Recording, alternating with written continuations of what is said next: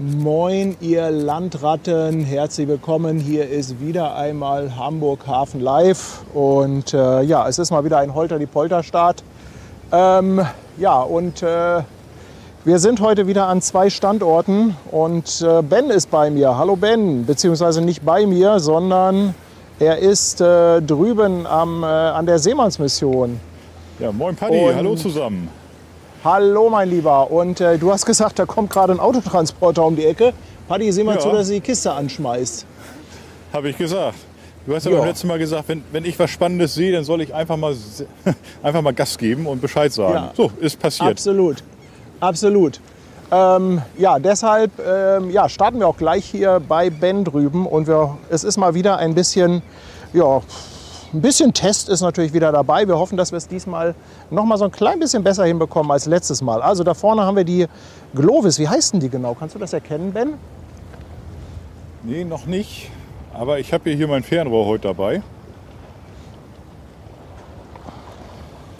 Ansonsten hilft Vessel Tracker. Ich gucke doch mal eben schnell hier. Ja, Ben hat immer noch ein kleines Mini-Display. Von daher wird er auf der Kamera nicht so wahnsinnig viel erkennen. Das ist die Sunrise, ist das. Die Glovis Sunrise. Guck hier, Sebastian Kolze hilft auch aus. Glovis Sunrise ist es. Baujahr 2014, 200 Meter Länge, 35 Meter Breite. Flagge Korea und ist jetzt auf dem Weg nach Rotterdam in den Niederlanden. Ja, schaut gut aus. Das sieht super aus und ich kann sie auch schon sehen hier. Ich ziehe mal hier mein Tele ein bisschen auf. Also ganz drauf kriegen werde ich sie gleich nicht mehr, aber dafür lasse ich sie gleich einmal schön durchs Bild fahren. Das macht ja nichts. Ich bin ja auch noch da. Und ich kann sie auch schon sehen.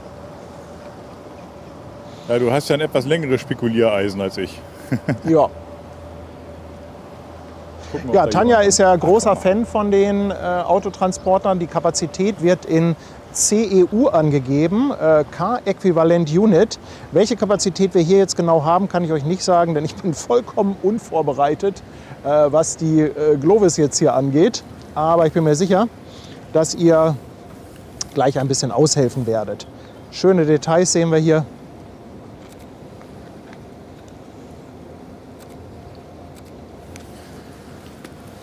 Ja. Ich dachte, ich habe da vorne jemanden auf der Kommandostation. Weiß nicht, kannst du das sehen bei dir auf dem größeren Display? Ja, so groß ist mein Display auch nicht. Ja, wir müssen dich noch mit einem größeren Monitor ausstatten, ich sehe schon. So. Und einen Schlepper haben wir auch. Guck mal, den kriege ich aber besser drauf. Ja, und die ist auch, glaube ich, schon relativ flott unterwegs. Die müsste schon irgendwie so um die 9 Knoten drauf haben, habe ich eben gelesen.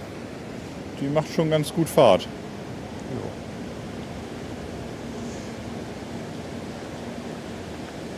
Ja, ihr Lieben, heute sind wir ja eigentlich mal wieder für zwei Kreuzfahrer da. Wir haben die AIDA Perla und wir haben aus dem absoluten Luxussegment die Silver Dawn.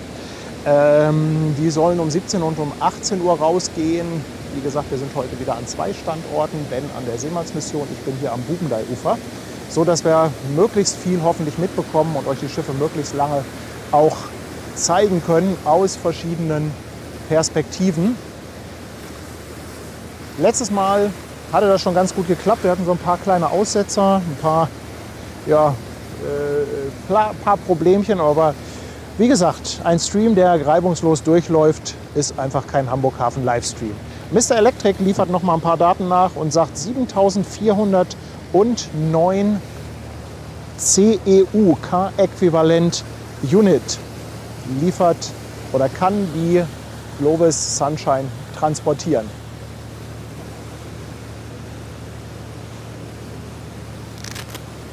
Das ist schon mal recht üppig, ne?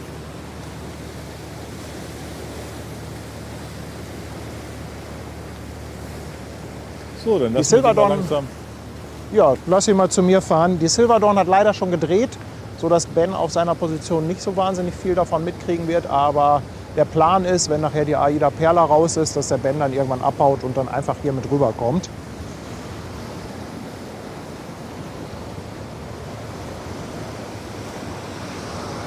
Ja, da bin ich doch gerne mit dabei. Weil ich sehe von dem Schiff hier gar nichts. Also ich sehe ein bisschen von den Heckaufbauten und das war's. Ja. Kann man auch, glaube ich, gerade im Bild sehen. Ich übernehme dann auch die Globus Sunshine hier. Ja, alles klar.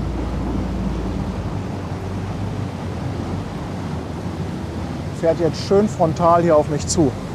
Ein Träumchen. Ja. Ja, ihr Lieben, schön, dass ihr alle schon dabei seid. Es gab wieder mal keine anständige Begrüßung, was jetzt natürlich daran liegt, dass das Ganze hier so ein bisschen holter die Polter läuft. Aber ich will das mal nachliefern und ja, ich will euch hier zumindest begrüßen. Warte mal, hier, jetzt habe ich hier auch so einen doofen Hebel von dem Stativ. Egal. Ich will euch zumindest einmal kurz begrüßen. Ben hat jetzt keine zweite Kamera, die er auf sich gerichtet hat, aber wahrscheinlich kommt er nachher noch hier rüber. Ich habe es gerade schon angekündigt, wir haben die Aida Perla, wir haben die Silver Dawn, jetzt als kleines Schmankerl im Frühstart die Globus Sunshine, ein Autotransporter. Wetter ist heute also wirklich Bombe. Es hat sich also heute über den Tag so wahnsinnig gut gedreht.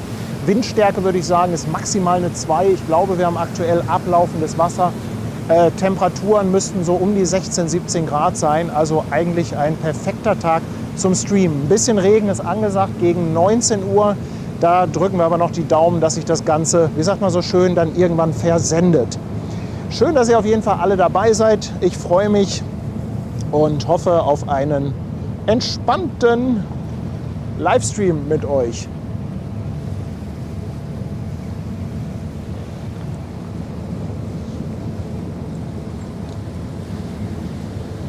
Ja, da hast du die Begrüßung doch schön nachgeliefert. Für den Hoppla-Hopp-Start. Da bist du dran schuld. Ich weiß. Ben sagt, du, da kommt gerade eine Globus um die Ecke. Ich sag, nee, lass mal pünktlich. Dann sehe ich die gerade bei Ben im Bild und denke, ach Mist, komm, schmeiß an die Kiste. Wird schon schief gehen. Manchmal muss man einfach das Heft des Handelns auch in die Hand nehmen. Ja. Sunrise heißt sie übrigens, nicht Sunshine. Ich glaube, ich habe eben Sunshine einmal gesagt. Globus Sunrise. 200 Meter Länge, jetzt auf dem Weg nach Rotterdam.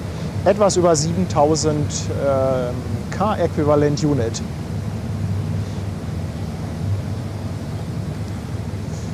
Aber dann kannst du ja bei dir jetzt gleich so ein richtig schönes Frontalbild machen, ne? Ja, vor allem habe ich auch die Drohne dabei.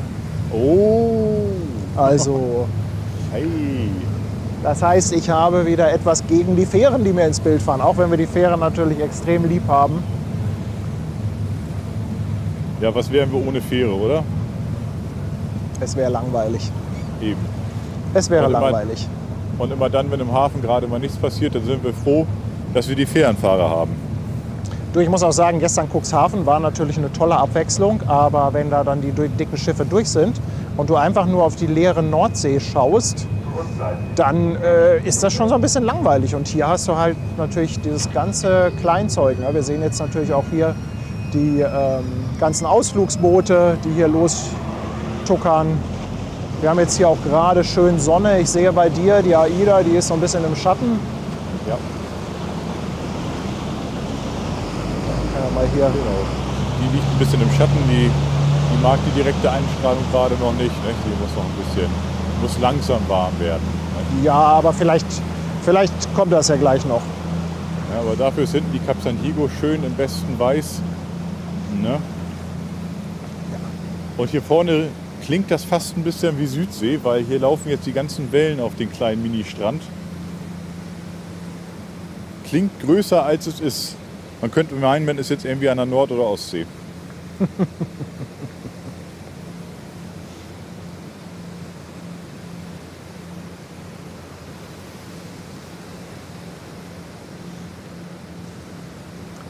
Tanja ist ja bekennender Fan der Autotransporter, die wird sich jetzt freuen. Unsere Damen sind einfach mal zu Hause geblieben. Tanja wollte eigentlich mit, aber sie hat dann auch gesagt, Mensch, wenn wir hier mit Ben die Konferenz haben und sie dann noch dabei, wir haben das letzte Mal schon gemerkt, es ist halt viel durcheinander. Und ich glaube, wir tun dem Stream da keinen Gefallen mit, wenn wir zu viele Stimmen dann haben. Ja, zumal wenn es dann unkoordiniert ist, wenn der dritte oder vierte Beteiligte dann nicht weiß, was ich auf der anderen Seite hier drüben vielleicht spreche und ihr kriegt es dann nicht mit. Also respektive du ja, aber der Rest nicht. Ne? Dann wird es kompliziert.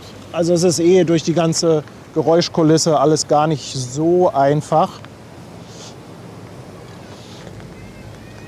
Aber wir sind ja noch ein bisschen am Üben. Genau. Und ich muss sagen, auch Üben macht Spaß. Ja. Ja, und da haben ja alle was von. Die Zuschauer haben was davon, wir haben was davon.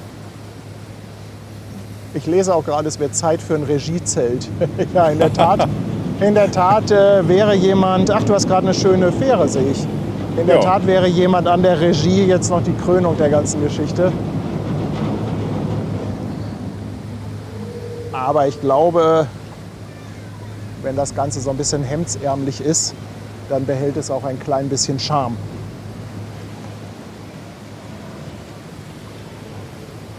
Ja, oder du musst bei Basti einfach mal einen Ü-Wagen bestellen. Ja, das kann ich auch machen. Wenn er das mit dem Tellilight hin hat, dann kann er den Ü-Wagen liefern. Ja, das mit dem Tellilight fand er ja schon nicht so toll, die Idee. Die ist ja quasi schon ausgeschieden. Ja, wir können uns ja absprechen und dann sagst du, du bist drauf oder wie auch immer. Dann weiß ich ja, was zu tun ist. Guck mal, Hansi Seehund ist dabei. Schickt 2,49. Einen herzlichen Dank an dich. Dann haben wir den Lego Peschaer. Den Namen kann ich bis heute nicht aussprechen. Auf jeden Fall ein dickes Dankeschön. Schon 8 Monate bei Twitch. Markus Ho ist 13 Monate dabei. Und er hatte geschrieben, es wird langsam Zeit für das Regiezelt. Ich danke dir vielmals. Thomas Seifert, 18 Monate. Und er sagt, endlich volljährig. Ja, 18 Monate, das ist die Volljährigkeit. Vielen lieben Dank. Udos Forellen-Area raidet drüber. Mensch, was macht eigentlich Udos Forellen-Area? Für mich klingt das ein bisschen nach Angeln, oder? Udo, auf jeden Fall schön, dass ihr da seid. Mit 18 People rüber geradet. Und Wasserburg ist da. Danny und Anja. Moin, ihr beiden. Schön, dass ihr auch wieder dabei seid.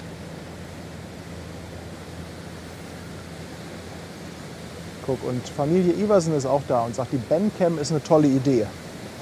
Das Schöne ist, dass das Schöne ist ja, dass dir das auch Spaß macht, Ben. Ja, ich finde das echt sehr cool. Ich wollte nämlich heute ehrlich gesagt gar nicht fragen, ob du Lust hast, weil ich wollte dich jetzt auch nicht überstrapazieren. Und dann kam aber die Idee von Ben, dass er wieder dabei ist. Da hast du ja nicht Nein gesagt. Nein, absolut nicht.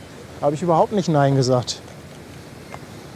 Nee, ach, mir macht das Spaß. Also, wenn Zeit ist, dann mache ich das sehr gerne. Ich habe ja auch gelernt, ich muss das Schwenken noch ein bisschen üben. Ja, du hast aber auch nicht das beste Stativ dafür. Aber dafür das leichteste. Es ist schön handlich. Verhältnismäßig leicht, ja. Es ist eine handliche Größe.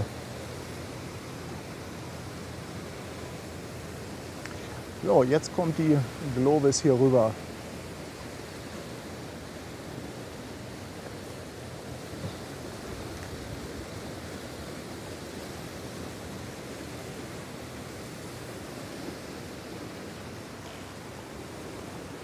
Ja, aber so im Licht ist die Globis doch auch irgendwie ein richtiges Schätzchen, oder? Ja, es ist ganz komisch. Eigentlich ist die Schiffsform ja sehr, ich sag mal, langweilig. Das hat ja wirklich was von einem Schuhkarton, der vorne so ein bisschen zusammengedrückt wurde am Bug. Aber nichtsdestotrotz finde ich irgendwie diese Schiffe faszinierend. Also irgendwie mag ich die. Also Ja, die sind so massiv, ne? Die sind so groß, kompakt gebaut, schwimmen aber. Also irgendwie ist das schon ein skurriles Bild und das finde ich sehr faszinierend. Ja, das hat irgendwie was von so einem schwimmenden Legostein. Richtig. Ja. Und sind dabei aber auch erstaunlich leise. Also wirklich.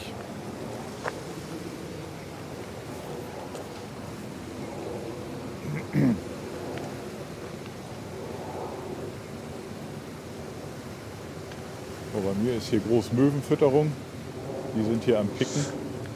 Ja, du bist gerade mal raus. Ich habe jetzt die Globis hier. Die kommt jetzt hier bei mir direkt vor die Nase. Ja. Ah, da stecke ich auch gern zurück, du. Ja.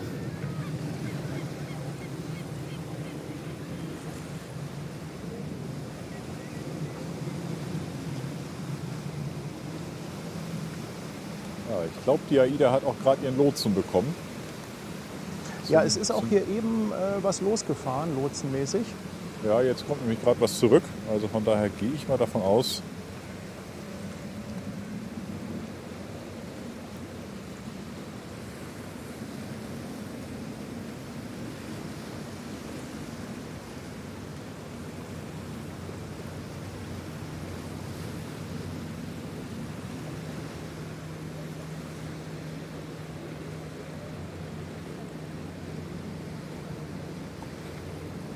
Ja, schön, wie sie hier so hergleitet. Bald kommt die Drohne mit dem Zoom-Objektiv. Bald. Ja, ich weiß, da ist eine Begehrlichkeit.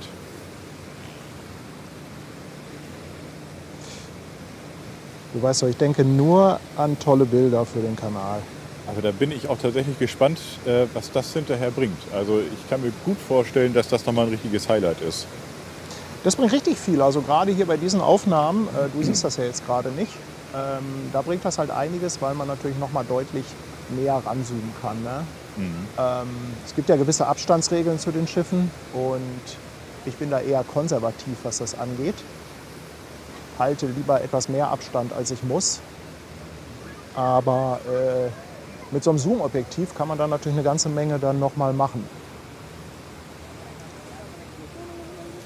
Ja, wenn man dann die Aufbauten oder sowas noch mal ein bisschen detaillierter sich anschauen kann oder so, ist ja, natürlich genau, auch spannend. Ne? Genau, genau.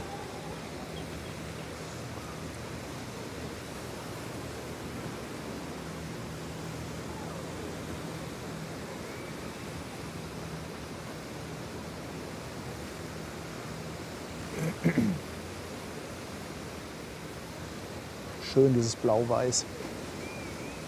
Ja, du, wie Wer der Himmel, pfeift ne? denn hier? Irgendwer pfeift hier, aber das klingt nicht nach Brigittes Pfeifen. Das ist ein anderes Pfeifen.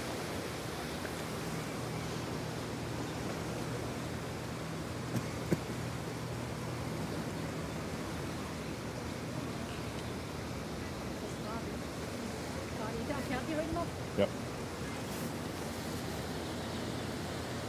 Ungefähr eine halbe Stunde. Eine halbe Stunde?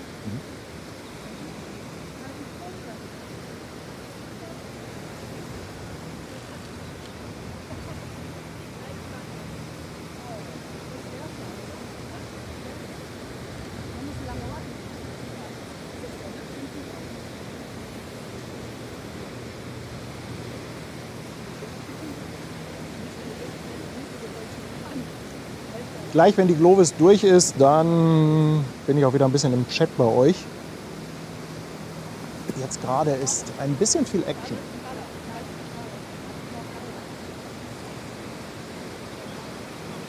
Action lieben wir. Absolut.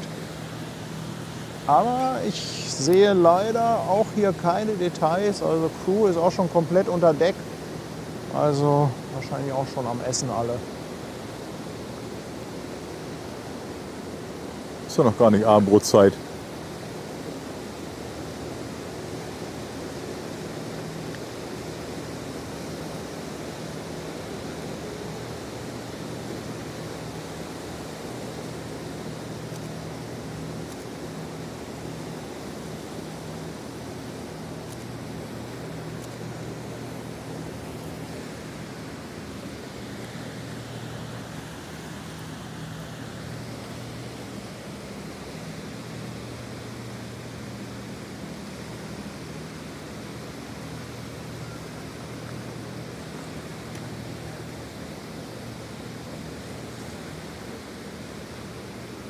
Aber dass ich am Wochenende noch mal eine Sonnenbrille aufsetzen würde, das hätte ich auch nicht gedacht.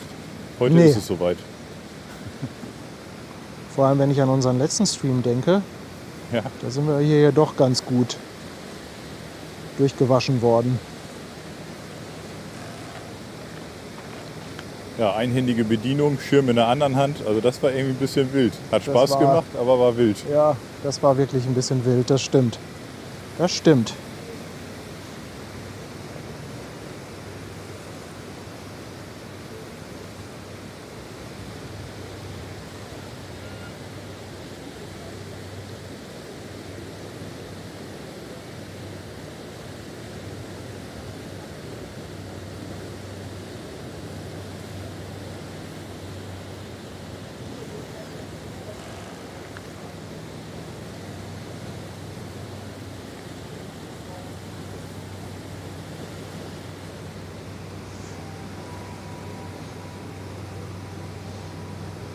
So, da kommt auch wieder eine Fähre und nach der Fähre dann irgendwann hole ich erstmal die Drohne runter und dann können wir auch wieder ein bisschen Chat gucken.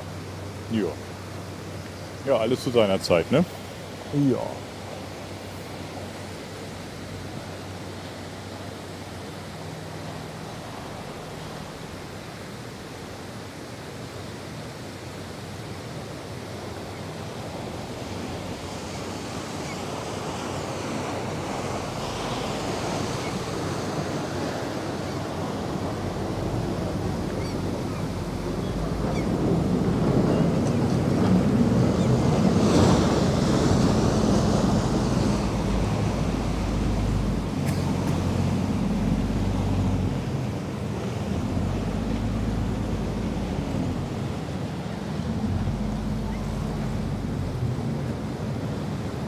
Hier kommen auch die Lotsen gerade zurück. Aha. Also zumindest das Lotsenboot. Haben die einen Motorausfall gehabt oder wie? Ja, die Lotsen nicht, aber das Lotsenboot. Kann auch sein, dass es ein anderes ist. Oder die genießen auch einfach das Wetter. Das kann natürlich auch sein. Ja, wobei man darf sich da nicht vertun. Ne? So ein paar Meter sind da schon von hier bis zu dir. Ja. Du, aber komm, machen wir die Lotsen runter zu ein bisschen Lotsenmusik.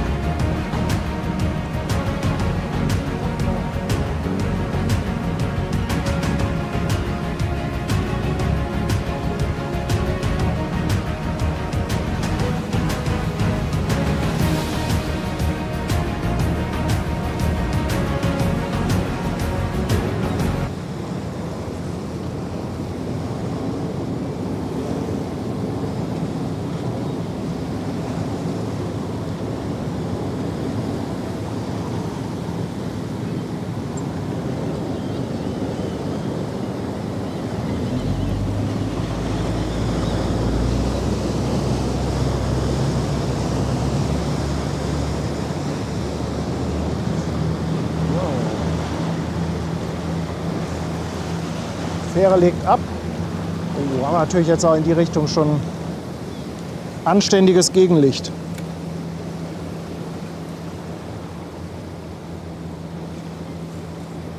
Ja, im Moment ist das recht grell, ne?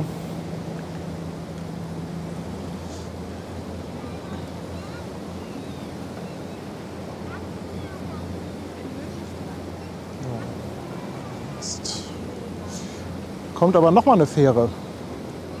Ja, hier bei mir ist auch ganz gut was los mit Fähren. Ja. Fähren, Möwen und im Hintergrund eine Cap San Diego. Du, dann gebe ich gleich mal das Bild rüber zu dir und dann werde ich hier mal ganz in Ruhe die Drohne einfangen, würde ich sagen, oder? Ja, siehst du, Arbeitsteilung, perfekt, ne? Oder? Ja, also ich schalte rüber zu Außenreporter Ben. So, hier die Ben-Cam. Jetzt kann man das sehen, da die ganzen Möwen, die da rumfliegen. Das ist echt irre. Ja, die Cap San Diego kriegt da hinten jetzt leider gerade gar kein Licht mehr. Eben hat sie so schön geleuchtet, komplett in weiß. Aber das kommt bestimmt gleich wieder. Ja, das kommt gleich wieder. Ich muss jetzt warten mit dem Landen, bis die Fähre weg ist. Ja, dafür habe ich jetzt ein kleines gelbes i-Tüpfelchen auf der Elbe. Da ist eine kleine Fähre unterwegs. Ja, das ist die Reiherstieg, oder? Die habe ich eben auch schon gesehen. Die fährt gar nicht so oft. Die ist sehr, sehr flach. Ne? Die ist gar nicht so hoch. Ja, genau. Die ist, glaube ich, auch eigentlich eher für die Fläte gedacht. Beziehungsweise haben die auch hinten eine gehabt für die Fährverbindung zwischen Blankenese und was war denn das auf der anderen Seite? Komme ich jetzt gerade nicht drauf. Da gab es mal eine Fährverbindung, aber die ist fast eingestellt oder wurde mittlerweile eingestellt wegen Verschlickung. Und da haben sie auch so eine Flachbodenschiffe gehabt. Sind da eventuell irgendwo sehr niedrige Brücken, weil die halt so flach ist, wo die vielleicht dann gerade noch durch oder drunter herpasst? Also auf dem Liniendienst, wie sie gerade fährt, wobei ich glaube, die ist von ihrer Station losgefahren. Diese schöne Elas-Barkasse. Ich weiß nicht, was die jetzt gerade ist. Aber kann natürlich sein, dass sie hinten in die Fläche geht oder so.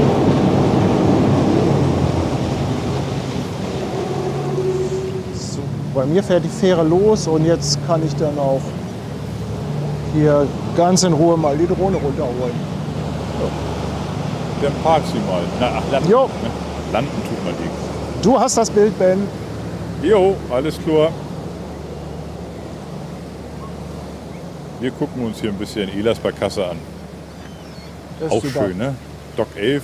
Oh, und davor so eine kleine Barkasse. Irgendwie auch cool. Mit so einem ganz engen Bildausschnitt hätte das bestimmt auch cool ausgesehen. Mal sehen, ob ich euch zeigen kann, was hier vorne bei mir los ist mit den ganzen Möwen. Versucht das mal. Ja, wer das hier ein bisschen kennt, der weiß, da ist normalerweise Wasser. Wir haben jetzt Ebbe. Jetzt ist hier die große Möwenfütterung.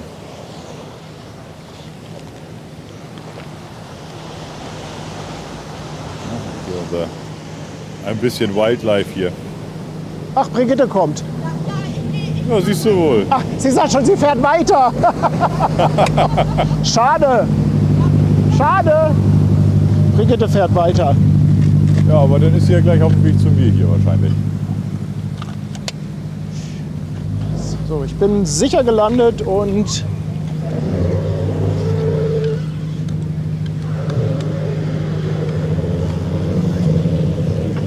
Boah, das ist so kitschig schön, ne? Hast du so kleine Fähren, hast die Cap San Diego hinten drin. Also richtig nett. Und Möwen fliegen durch die Gegend, wie verrückt. ja, jetzt hast du auch schön Licht da hinten auf der Cap San Diego. Oh, das sieht toll aus. Na? Guck mal, ich sehe gerade die Frage, was liegt da für ein Schiff im Dock?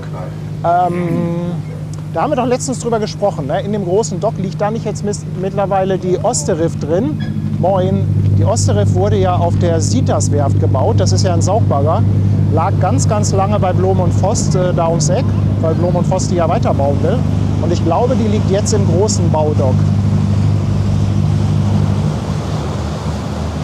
Ja, auf Wesselfinder ist sie wahrscheinlich nicht zu sehen, ne? Die werden das AIS wahrscheinlich abgeschaltet haben, oder? Doch, also es kann schon sein, dass man die auf dem AIS sieht, aber hundertprozentig kann ich es dir nicht sagen. Da müssen wir mal auf unseren allwissenden Chat hier bauen. Ich bin auch jetzt wieder ein bisschen im Chat, kann jetzt wieder ein klein bisschen reinschauen. Ich hau noch mal ein paar Dankeschön raus. Der Bastian ist seit 16 Monaten dabei. Mellis Welt, 7 Monate. Danke für deinen Prime-Sub. Christian Hering ist auch wieder dabei, 14 Monate. Der Whiskyhase feiert 10 Monate.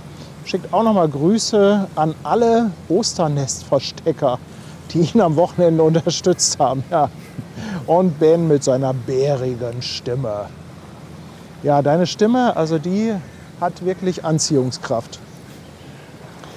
Captain Plauzes Frau, 5 Euro Superchat. Herzlichen Dank dafür. Dann haben wir den Stefan mit 2 Euro Superchat. Rabbit Hunter ist seit 8 Monaten auf Twitch dabei. Danke für deinen Sub. Und die bockige Kuh ist jetzt neu mit einem Prime-Sub dabei. Dann haben wir Gigi den Wahnsinnigen. Danke für 2 Euro. Und Bullforce, 7 Monate mit dem Prime-Sub. Tendery auch, danke für deinen Prime-Sub. Jetzt schon 6 Monate. Hertos haut 100 Bits raus. Und die Rea auch nochmal 100 Bits. Ganz, ganz dickes Dankeschön, ihr Lieben. Vielen herzlichen Dank. Ja, damit hat ja meine Cam dann ein eindeutiges Erkennungszeichen, ne? Die Stimme.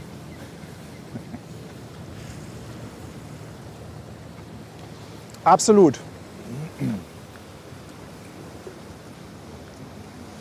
Bei mir schleicht sich schon wieder Ach nee, ist doch kein Lotse, der kommt. Der fährt nach Hause. Ich glaube, der war eben bei der Globis noch. Ich dachte gerade, ich könnte hier noch einen Lotsen anbieten. Da kommt der Elblotse da jetzt gerade drauf. Also bei mir sieht es gerade sehr, sehr leer aus. Ja, ich habe hier eine kleine Barkasse und dahinter ist das ein Festmacher? Auf jeden Fall wirkt der leicht orange. Aber der hat auch ganz gut Speed drauf.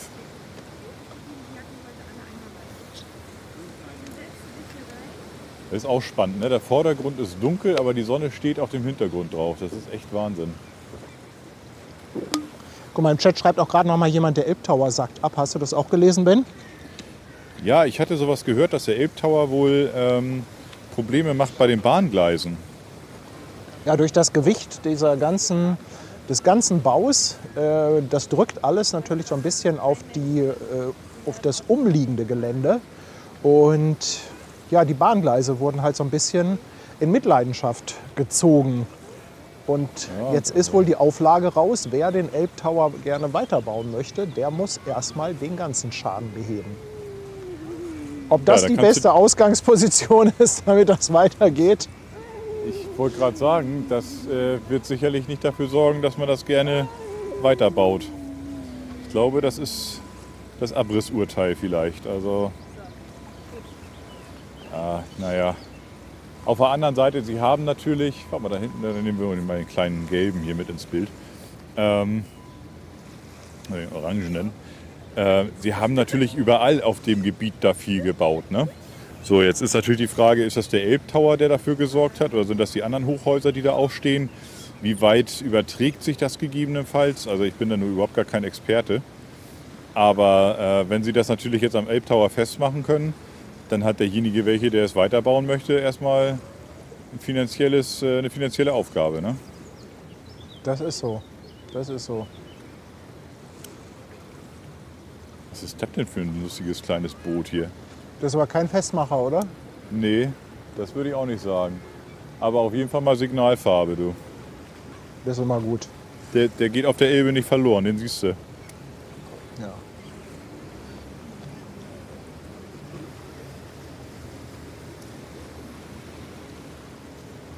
Aber wenn dir das Schwenken eventuell zu ruckelig ist, kannst du auch versuchen, unten die Schraube mal anzuziehen, dass es sehr schwergängig ist.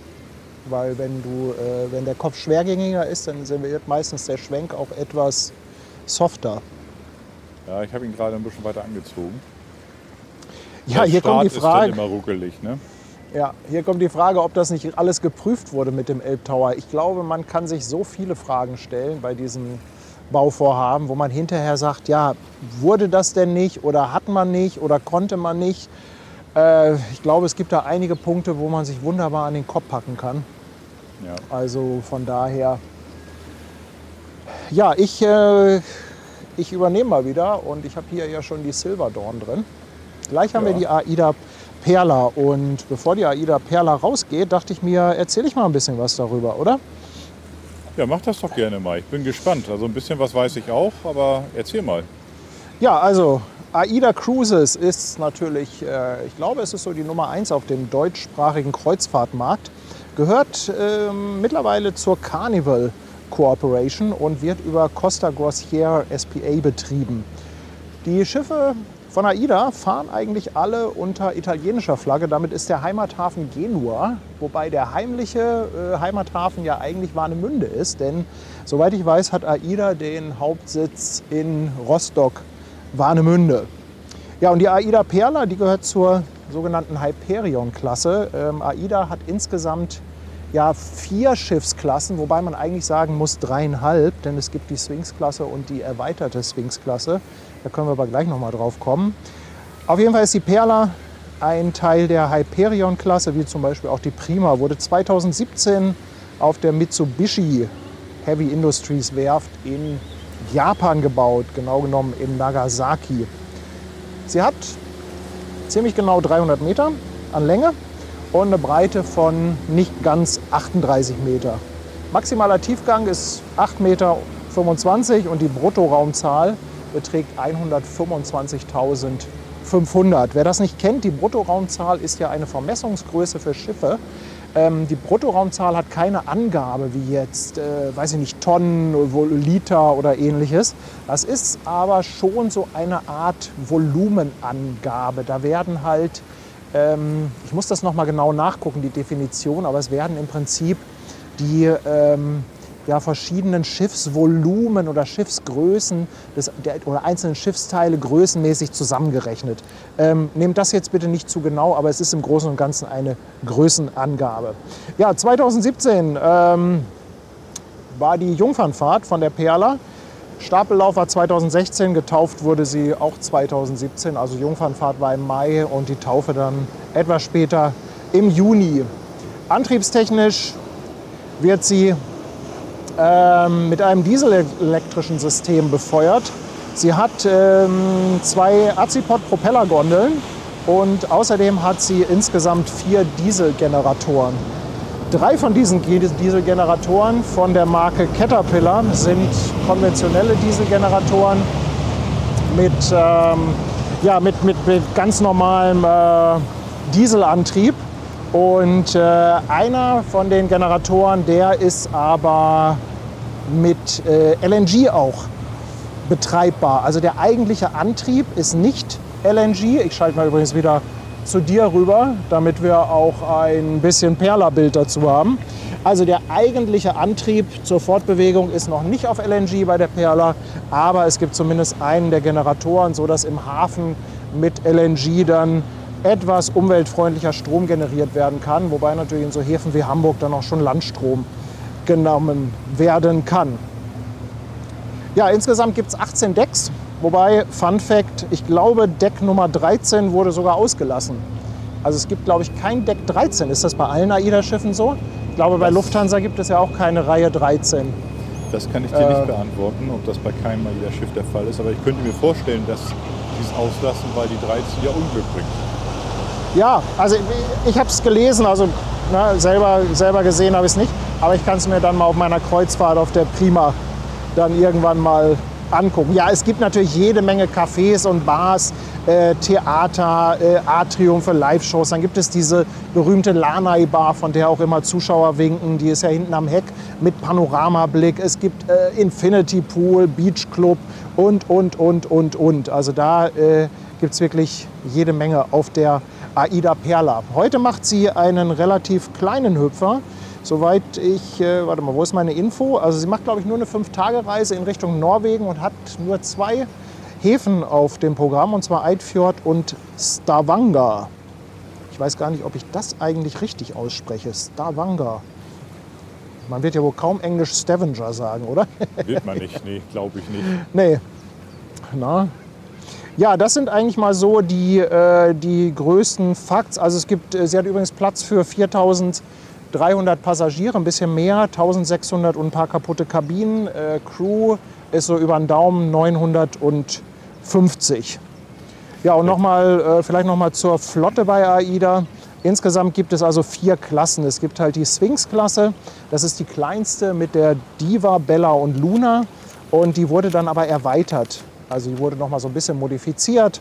Und das ist dann die AIDA Blue, Sol, Mar und Stella. Mhm. Ja, und dann wurde es halt schon, also das waren auch alles so Passagierkapazitäten von 2.500 bis 2.700. Und dann wurde es halt mit der Hyperion-Klasse deutlich größer. Da ging es dann auf 4.350 Passagiere mit der AIDA Prima und der Perla. Ja, und unser Kleinod hier, die AIDA Nova, die ja jetzt am Samstag das letzte Mal da war, die gehört dann zu der großen Helios-Klasse. Das sind 2 Schiffe, die Nova und die Cosma. Und die haben, glaube ich, knapp 5.500 Passagiere. Also das ist schon anständig, ne? Ja, also das wird halt das immer mal größer, so, ne?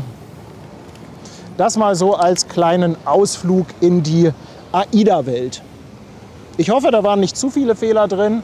Ihr könnt euch natürlich denken, dass ich das auch alles recherchieren und vorbereiten muss. Wenn da jetzt irgendwo ein Patzer drin ist, dann dürft ihr das im Chat gerne korrigieren. Ja, vielleicht ist das ganz interessant. Guck hier, ich lese, der Infinity Pool, den gibt es zum Beispiel nur auf der Cosma. Siehst du, ja. Das sind die wichtigen Informationen. Das sind die wichtigen Infos, ne? Ja. Vielen, vielen Dank. Ja, die AIDA Blue zum Beispiel, die gab es eigentlich 3-mal.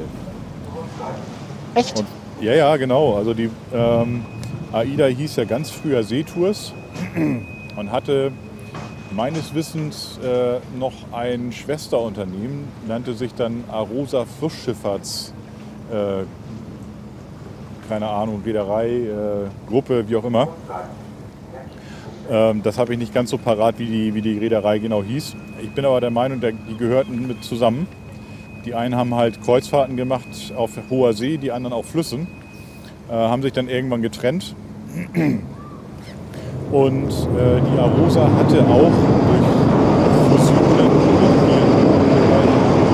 irgendwann noch ein Ostseeschiff, dann Arosa wurde dann von AIDA übernommen, fuhr dann 2002 noch als Arosa Blue und war dann zwischen 2004 und 2007 umgebaut als AIDA Blue. Ist dann irgendwann ausgemustert worden, also Ende 2007. Und wurde dann tatsächlich als Neubau in der Icarus, also Sphinx-Klasse 2.0, 2010 wieder in Dienst gestellt. Also die ursprüngliche AIDA Blue sah also völlig anders aus als jetzt. Liegt aber auch daran, weil das Schiff damals schon 1990 gebaut war. Ne? Also ist schon ein bisschen älter gewesen dann zu der Zeit. Weißt du, da denkst du kannst einmal mit so ein bisschen AIDA-Wissen glänzen und dann kommt Ben um die Ecke. Bam! Ja, da gibt es eine rechts und links Watschen, batsch, batsch, batsch. Ich erzähl dir mal was von AIDA hier. Entschuldigung. Sensationell. Nein, Ben, großartig. Aber du hast, glaube ich, ein bisschen AIDA-Vergangenheit. Ist das richtig? Fast 18 Jahre. Ja. Ich bin aber nur Dienstleister gewesen. Ne? Also ich habe nicht in der Reederei selber gearbeitet. Ja, sorry, wenn ich lese das gerade, dass man durch die Fähre jetzt ein bisschen wenig hören konnte. Das ist, ja, tut mir leid. Wir hatten das letztes Mal ausprobiert beim Test, den Ton auszumachen, wenn die Fähre hier kommt. Aber da haben dann viele gesagt, dass das auch ein bisschen irritiert. Ja, vor allen Dingen, es sind ja Hafengeräusche. Ob die Fähre bei mir wäre oder bei dir, ist ja eigentlich auch Wurst. Ja. Ne? Also bitte, habt da etwas Verständnis für, wenn dann mal was untergeht. Ja, was jetzt übrigens Prima und Perla betrifft, die beiden in der Hyperion-Klasse, die wurden ja damals in Japan gebaut und nicht bei Meyer. Meyer war ein bisschen teurer. Hat denen aber auch nicht gut getan. Ne? Also die Prima war die erste, die bei Mitsubishi Heavy Industries gebaut worden ist. Und die haben sich mit dieser Schiffsklasse wohl deutlich verhoben damals, die Japaner. Und haben sie, wenn ich das richtig erinnere, knapp über ein Jahr später erst ausgeliefert. So, da war dann ursprünglich eigentlich zur Tauffahrt war dann eine Weltreise geplant, also von Japan dann über Dubai, ne, zur Taufe. Und, Achtung, die nächste Fähre kommt. Vielleicht sage ich das an und wir machen einfach eine Pause. Mhm.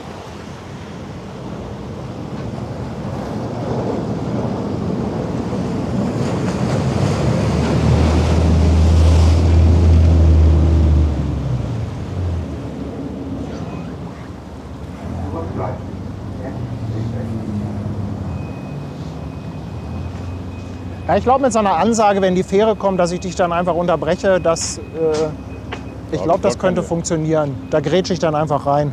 Natürlich. Das tut doch überhaupt nicht weh.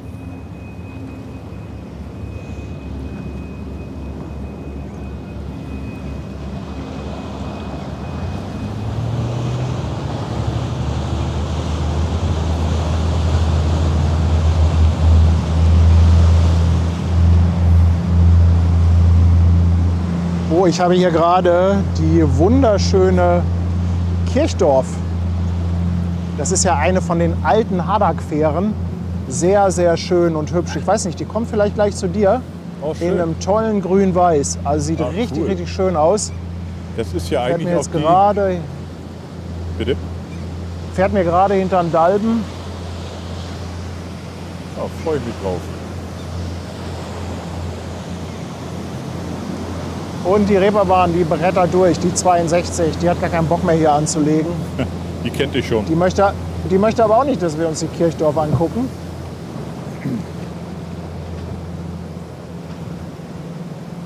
Ja. Da hat NDR 90.3 wieder besser bezahlt. Die Kirchdorf ist von der Bauform her genauso wie die auf der Gin Soul Flasche. Genau, und wie die Tonne, glaube ich. Ja. Genau. Und bei der Tonne, da steht, glaube ich, auch Gin Soul drauf. Bin der Meinung, ist Tonne die Gin Soul? Ich bin mir nicht hundertprozentig sicher, aber ich weiß, dass es bei der Hardag 2 Fähren gibt. 2 alte Fähren, die jetzt eigentlich mehr Ausflugsdampfer sind. Und die haben halt das Design oder die bilden das Design von Gin Soul, von der Flasche. Ich dachte, es gibt noch 3 von den alten. 3 sogar? Du, das kann ich bin mir möglich nicht sein. sicher. Nein, ich dachte das. Also, um Gottes Willen, ist weniger als Halbwissen. Ja, also bei 2 bin ich mir zu 80% sicher. Bei 3 weiß ich nicht, will ich aber nicht ausschließen. Oh, da hinten, ne? Also die Cap Santiago, die leuchtet so schön. Es ist echt ein Traum. Du, ich schalte einfach mal wieder zu dir rüber. Da fahren gleich von rechts noch Schiffe mit ins Bild. Also man lernt ja, dass man so ein bisschen proaktiv schon mal gucken muss, was passiert gleich, und dann könnte man das Bild schon mal drauf ausrichten. Guck mal. Marita meint, den Willi entdeckt zu haben, aber ich sehe hier bei mir nichts. Schippert der bei dir rum? Also es ist auf jeden Fall sein Wetter, würde ich sagen. Ja, aber hörst du doch eigentlich schon an den 80er Jahren dann. Das stimmt. Also sobald du Jennifer Rush hörst oder sowas, ist soweit. The Power of Love. Oha, hier. Die Perla macht hier gerade den Heizergruß. Es geht wohl langsam los, würde ich sagen. Ja, schauen wir mal. Da ist schon eine schöne... Ich versuche hier mal langsam zu schwenken, nicht, dass den Leuten schwindelig wird hier. Ja.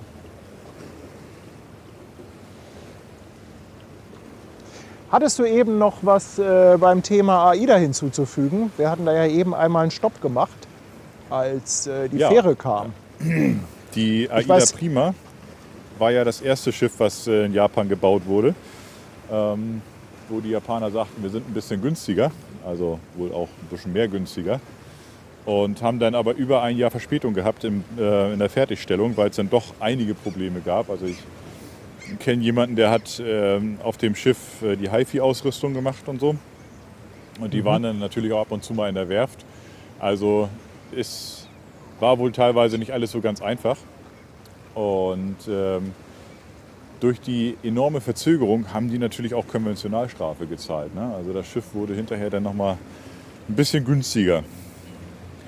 Ne? Und dann haben sie halt die Perla noch gehabt. Da war, ich weiß nicht, ob man überlegt hatte, die Perla da abzuziehen und schon bei Meyer bauen zu lassen. Aber Meyer hat dann ja danach die Helios-Klasse gebaut. Da ist man dann ja von Mitsubishi weggegangen. Also die Perla ist auch noch Mitsubishi. Und dann hat man wieder beim Meyer bestellt. Da ging das und jetzt gibt es ja wieder besser. 2 neue Bestellungen. Das ging ja in den letzten Wochen durch die Medien. Und die werden ja, glaube ich, in Italien bei Fincantieri gebaut. Ne? Ja. Die nächsten beiden. Ich könnte mir aber auch vorstellen, dass das, was damit zu tun hat, dass Costa natürlich ein Italiener ist und da eventuell nochmal andere Konditionen hat oder so. Man weiß es ja nicht. Ne? Vielleicht ist Aber Meyer das- auch einfach ausgebucht. Die haben ja Das kann auch sein. Die haben ja eine sehr gute Buchungslage durch Disney. Ja, die hatten ja, glaube ich, hatten die nicht noch 4 Schiffe in der Pipeline von Disney? Also gerade haben sie ja eins ausgedockt. Ne? Also ich kann mir durchaus vorstellen, Genau. dass da noch ein bisschen was ist, was da kommt. Die sie jetzt ausgedockt haben, die Disney Adventure aus Wismar, war ja ursprünglich kein Disney-Auftrag. Das ist ja ein Schiff, was Disney übernommen hat. Ich weiß gar nicht mehr, für wen das gebaut wurde. Auf jeden Fall der ursprüngliche Auftraggeber, der ist, glaube ich, dann pleite gegangen. Aha. Und dann hat Disney das übernommen.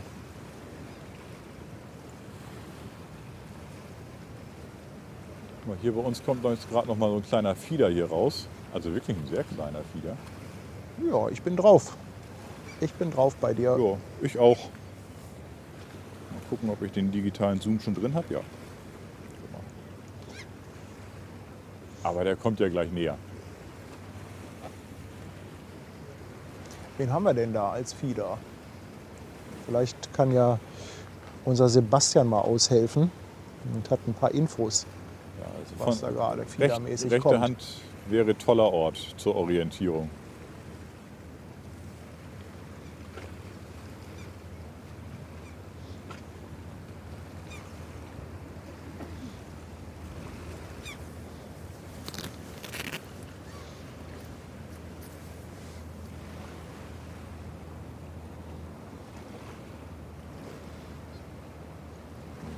Wenn die Perla gleich das Horn betätigt, dann wechseln wir natürlich die Ansicht. Ja. Aber ich dachte mir, Bewegung ist vielleicht auch gar nicht so schlecht. Ja, und ein bisschen Fieder ist ja auch immer super. Die Baltic Moon sollte das sein, mit einer Länge von 88 Meter und 12 Meter Breite. Ja. Gar nicht so alt, Baujahr 2023. Und ja, die steht noch drin als Ziel Hamburg, also es kann sein, dass die jetzt einfach nur verholt. Mhm. Achso, oder kommt die gerade rein oder hat die abgelegt bei dir? Ich habe hier auch ein viel zu kleines Display. Nee, die kommt aus dem Seitenarm vom Hafen. Ich gehe davon aus, dass die verholt, aber ich weiß nicht wohin. Vielleicht will die auch am Tollerort mit ran. Okay. Das werden wir gleich sehen. Ja, ich sehe hier nur im Anschnitt irgendwie den Tollerort. Genau, rechte Hand ist Tollerort, auf der linken Seite hinter dem Ausflugsdampfer. Ach, da hinten kommt die raus. Ja, der Ausflugsdampfer hat sich ich brauche größere Monitore hier. Noch größer? Ich brauche größere Monitore. Wenn die da hinten rauskommt, kann das auch sein, dass die einfach geparkt war. Also ganz gerne werden ja auch die Fieder da hinten links an die Pier gelegt, wenn ein Terminal noch nicht frei ist. Ah, okay, also ähnlich, als wenn sie jetzt an die Elbphilly gehen würde wahrscheinlich, ne? Ganz einfach genau, also zwischenparken. wenn das Kreuzfahrtterminal Steinwerder frei ist, sieht man da auch hin und wieder schon mal einen Fieder liegen, der warten muss. Aber ich glaube, jetzt kann man ihn gleich ein bisschen besser sehen. Jetzt ist nämlich der Ausflugsdampfer dran vorbei und da kommt sie jetzt durch. Ja, super. Hat aber auch, glaube ich, nicht wirklich was drauf. Also sieht relativ gerupft aus.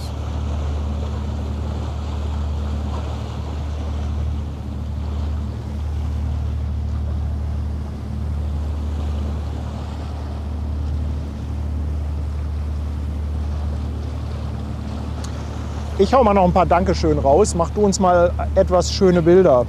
Ich sag mal Dankeschön an den Wolfi, der seit 11 Monaten dabei ist. Der fragt, welche Drohne ich bekomme. Ja, ich hoffe, dass es die Mavic 4 wird, dass sie jetzt nächste Woche vorgestellt wird. Muss mir die dann erstmal genauer angucken, aber das ist so ein bisschen der Plan. Dann der MEF 1977 ist im 2. Monat bei Twitch dabei, mit dem Prime Sub. Gigi, der Wahnsinnige, verschenkt eine Mitgliedschaft. Thorsten und Petra, auch seit 17 Monaten dabei, mit Grüßen aus Peine. Und sie sagen auch, toll mit der 2. Kameraposition. Ja, gewöhnt euch nicht so sehr dran, Ben wird nicht immer dabei sein, aber wenn ihr Ben ganz doll lobt, dann ist er natürlich auch ein bisschen motiviert. Ja, also einfach immer so ein bisschen sagen, wie toll das alles ist. Ja, der Griff von meiner Eitelkeit, ich weiß. Okay. Ja, Rudi 16, danke auch für 2,49.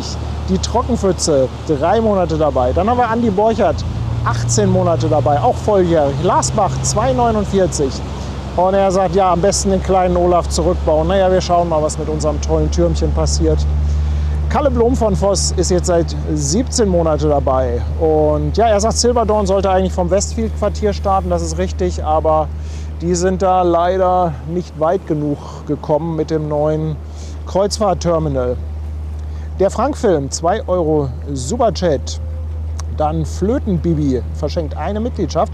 Ina Rothe ist mit 2,15 € dabei und sagt, ihr seid einfach super, Ben und Paddy. Dankeschön. Dann die Kullerbürste, 14 Monate dabei. Auch Grüße vom Kullerkamm und der Familie. Tony Roberts, Washugal is in the house, 15 €. And he says, Cuxhaven to Hamburg, what a nautical treat. Und Andreas Westphal verschenkt auch noch mal eine Mitgliedschaft. Ganz lieben Dank, ihr Lieben. Ja, ich sage auch vielen Dank fürs Ist das hier nicht diese neue Elektrofähre?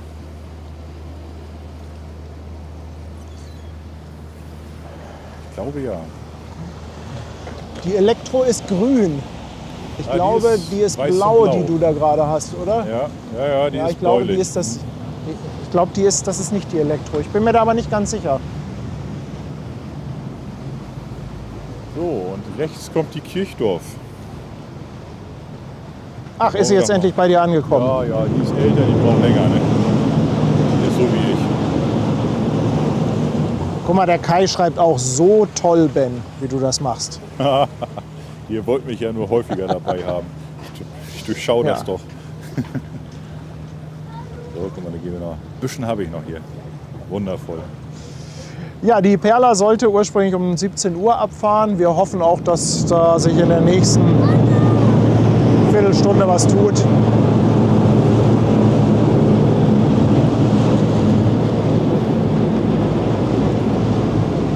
Ja, aber es wäre ja nicht AIDA, wenn sie sich ein bisschen verspäten würde, ne? Ganz genau. Außerdem haben wir ja auch noch ein bisschen Zeit für die Silver Dawn.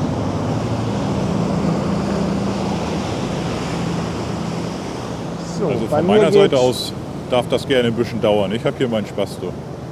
Das ist schön. Bei mir geht die Hamburgensie raus mit dem A380 vorne am Bug. Mhm. Mein Arbeitskollege, der ist ja ein richtiger Fan von Flugzeugen. Ne? Macht so ein bisschen Planespotting und so. Und der ist auch letztens mit der Fähre gefahren. Und er sagte mir, der ist schief aufgesetzt. Und das geht so völlig gegen seinen Monk irgendwie. Der steht leicht schräg, das Ding. Der A380 vorne? Ja, also nicht weil er abhebt oder so, sondern der ist tatsächlich leicht gedreht auf dem Sockel. Er sagt, du sitzt davor und das kommt dir total komisch vor. Das geht natürlich gar nicht. Also da habe ich ja auch ein Problem mit. Schiefe Kamera, also alles, was irgendwie schief ist. Also gut, dass ich das noch nicht gesehen habe. Ich lese hier einfach sensationell mit Ben. Ben as its best. Ja, ich merke schon, wohin die Reise da geht.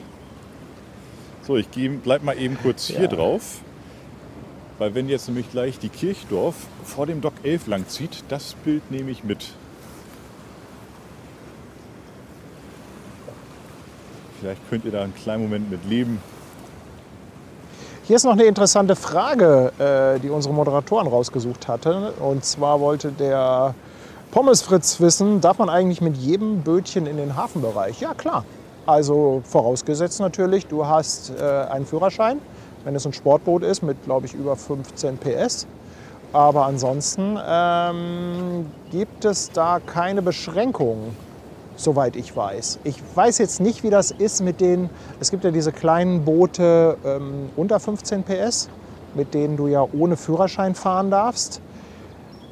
Ich weiß ehrlich gesagt gar nicht, ob es da Beschränkungen gibt im Hafenbereich. Da bin ich jetzt ehrlich gesagt überfragt. Aber wenn du einen Führerschein hast, Sportboot, dann feuerfrei.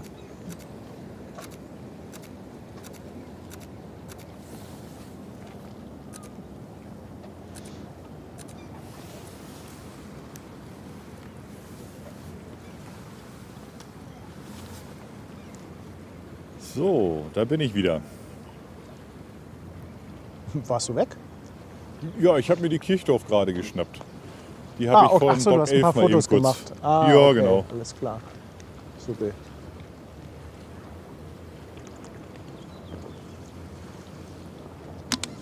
Hier ist ja richtig ein bisschen was Oh, hier los geht's wieder jetzt los hier. mit Lotsen bei mir.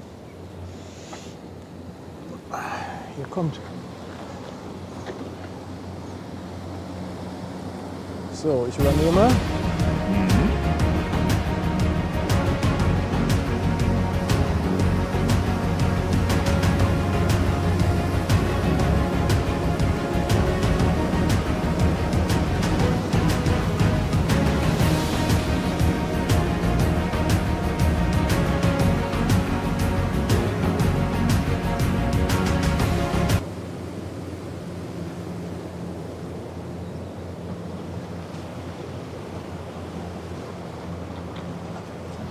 Okay, und zurück zu dir. Wie, schon vorbei mit Lotsen? Ja, du, das geht ja so schnell. Die haben mir jetzt noch eine Welle da gelassen. Ach so, das ist ja nett. Ja. Aber hatten ordentlich Abstand. Sehr gut. Ja, aber Bälle können sie, ne? Also so klein wie sie auch sind, die haben ganz gut Verdrängung.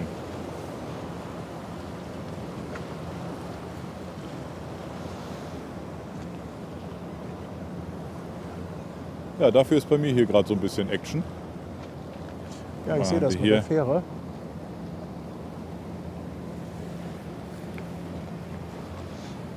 Da ist der kleine Fieder.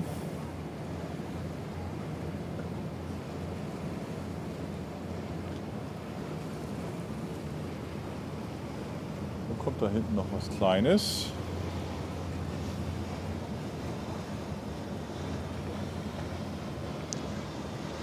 Ja, ich habe hier mal wieder die obligatorische Fähre.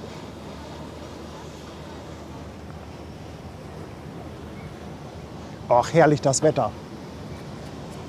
So, meine Jacke ist fast ein bisschen warm jetzt, ne? Ich habe meine Jacke auch schon aus. Ja, an meiner Jacke hängt das Mikro.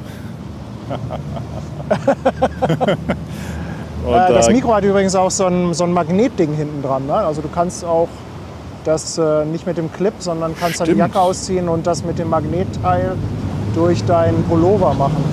Ja, das werde ich vielleicht gleich mal probieren. Wenn ich weg bin, hat es nicht funktioniert. Ja. Aber guck mal, hier ein bisschen Ferien-Action. 3 Stück und die Cap San Diego im Hintergrund. Ein Traum. Tolles Bild. Ist doch cool, Bild. Oder?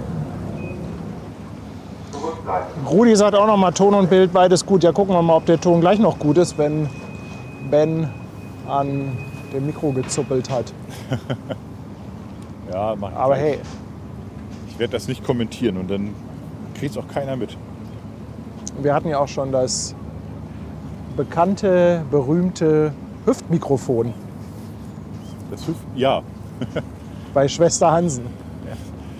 Du, nichts geht über ein vernünftiges Hüftmikrofon, ne? Das ist richtig.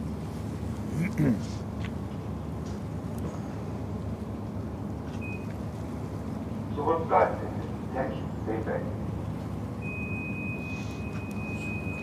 Richtig was los.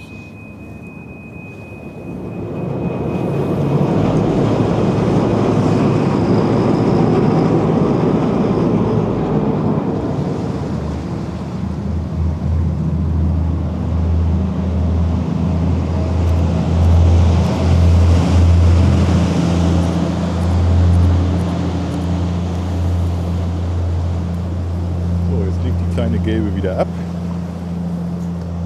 Ja, hier legt gerade die Hafen City ab.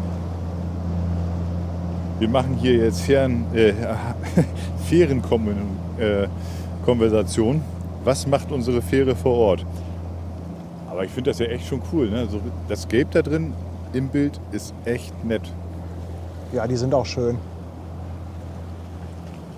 Aber wir haben ja relativ viele gelbe Fähren und es ist ja noch eine dritte von den neuen Hybridfähren im Bau. Die ist auch schon ziemlich weit fortgeschritten. Die müsste eigentlich bald ausgeliefert werden. Und die ist auch gelb. Die hat irgendwie Werbung von irgendeinem Café oder so drauf. Geht los, wir haben Horn.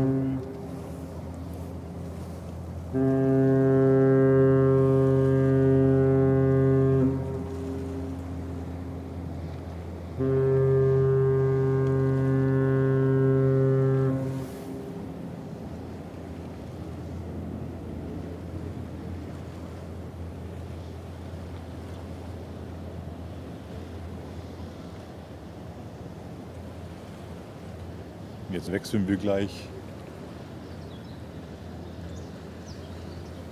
Ja, die Gefahr ist natürlich, dass ich so ein bisschen in das Horn reinquatsche, weil ich das nicht schnell genug mitbekomme. Deswegen habe ich es dir gerade erzählt. Ja. Ich habe da nichts von gehört hier.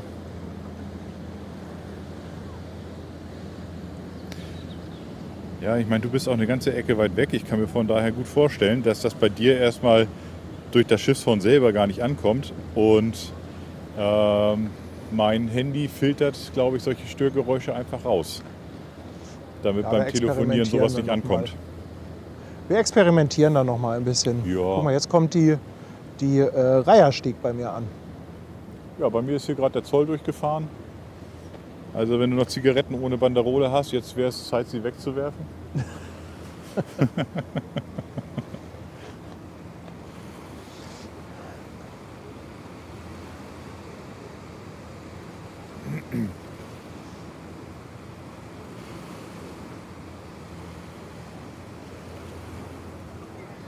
Ich könnte mir vorstellen, dass Sie die Reiherstieg mal gebaut haben, wirklich um... kann das sein, dass das hinten in erster Linie für den Ernst-August-Kanal, ich glaube, da gibt es eine Haltestelle, die hinter einer Brücke liegt. Ja, gibt es. Da müssten wir mal Claudia fragen.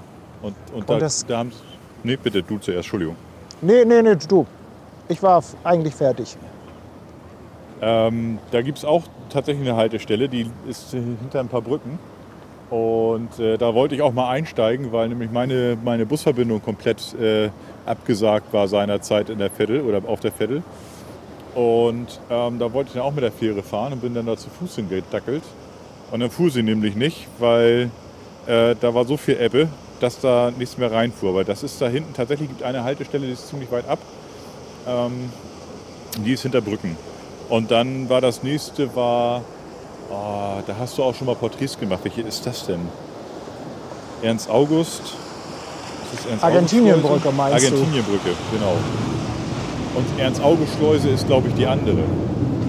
Möglicherweise, dass sie so heißt. Und Argentinienbrücke, da bin ich dann weiterhin gelaufen. Von da aus fuhr sie dann. Also das war ein schöner Spaziergang durch den Industriehafen. Hat keinen Spaß gemacht. Ich wollte nämlich nach Hause.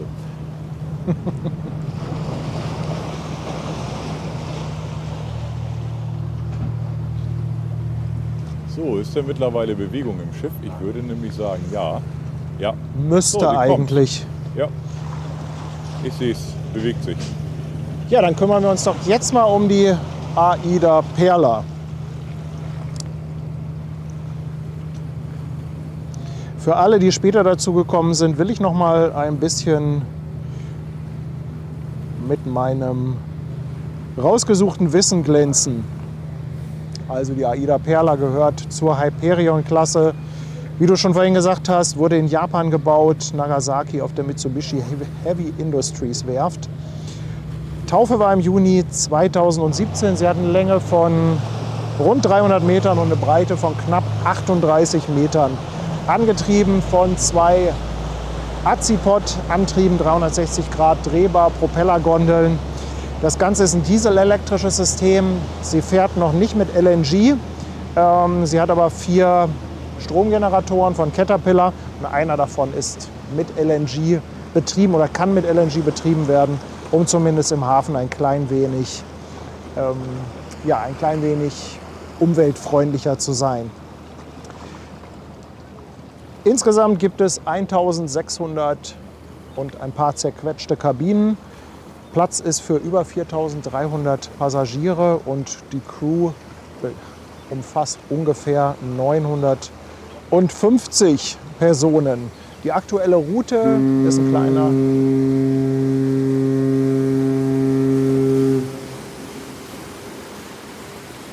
Hat er was gehornt bei dir?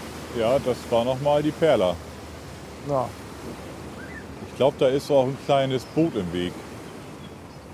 Warte, ich gehe da mal ein bisschen drauf. Seht ihr das da?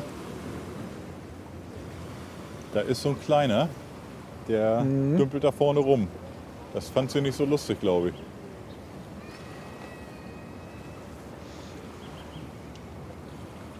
Auf jeden Fall ein Kurztrip. Hallo. Was ist das denn? Oh, das ist aber lieb. Das ist aber lieb. Das sind ja, oh Mann, das sind ja schon wieder Lindkugeln. Hoffentlich schmelzen die mir hier heute nicht. Ja, das stimmt. Oh Mensch. Ach, das ist ja gut, dass der Ben jetzt an der Kamera ist. Ich habe nämlich gerade Besuch hier und habe wieder mal ein paar Lindkugeln bekommen. Mensch, das ist ja ganz, ganz lieb von euch. Wo kommt ihr denn her? Chemnitz. Aus Chemnitz. Und im Osterurlaub jetzt hier? Im Osterurlaub, genau. Ich gucke mal, ob ich hier auf der Seite ist so ein bisschen Schatten. Nicht, dass ich nachher... Zum Bändern. Wir haben auch noch für den Ben noch. Ach, zum Ben wollt ihr auch noch? Ja, da kommt die nächste. Wir haben ihn beim letzten Stream, wo er das zusammen gemacht hat, da ist er mit der Fähre gerade hingefahren. Aber ich dachte, der hat so in sich gekehrt, müssen wir Ruhe lassen. Ben, du schickst mir das Schiff, ich schicke dir dann ein paar Besucher. Okay. Ja? Das ist ja ganz lieb von euch. Aber klar. Ganz, ganz lieb. Ach, ist das toll. Ja, da hast du ja Verpflegung, Mensch. Top. Ja, wie gesagt, ich hoffe nur, dass da nicht Trinkschokolade draus wird. Glaube ich nicht. Tschüss, ihr beiden.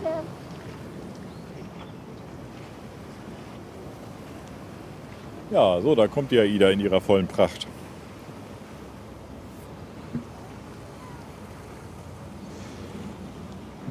Ja, hier ist die Frage, wann die Prima nach Hamburg kommt. Ich glaube im Mai irgendwann. Die Prima wird dann ja auch mein Schiffchen.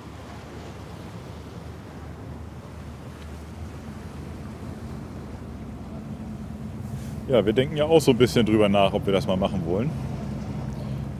Jetzt bin ich ja lange genug aus dem Geschäft raus. Wenn ich dir nachher was über die Silver Dawn erzähle, ich glaube, das ist genau dein Style. Oh, okay. Ja, da bin ich gespannt. Wahrscheinlich nicht die Preisstufe, aber also Silver Dawn ist schon, also das ist echt Luxus pur. Okay, also die befindet sich nämlich gerade auf Weltreise. Ja. Aber würde ich wohl gerne machen, sagst du. Wobei, weiß ich gar nicht. Ich schätze dich gar nicht so als so einen Luxustypen ein. Also ich glaube schon, dass du jemand bist, der das Schöne mag. Aber ich glaube, so übermäßigen Luxus, würde ich jetzt sagen, bist du gar nicht. Weiß ich nicht, du. Ich hatte bisher noch keinen übermäßigen Luxus. Von daher kann ich da nicht sagen, ob ich das wollen würde oder nicht. Die Frage ist, wo der Luxus losgeht. So ein Whirlpool oder so ein schöner Infinity Pool am Heck von einem Schiff.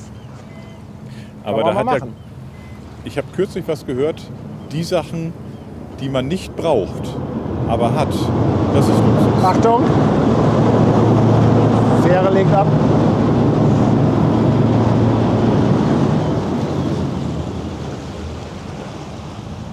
So, jetzt. Jetzt kannst du wieder. Jetzt versteht man dich wieder. Ja, ich hatte, kriege ich den Blendenstern? Ich gucke mal, ob wenn ich kann dein Objektiv Blendensterne? Jetzt ist es zu spät.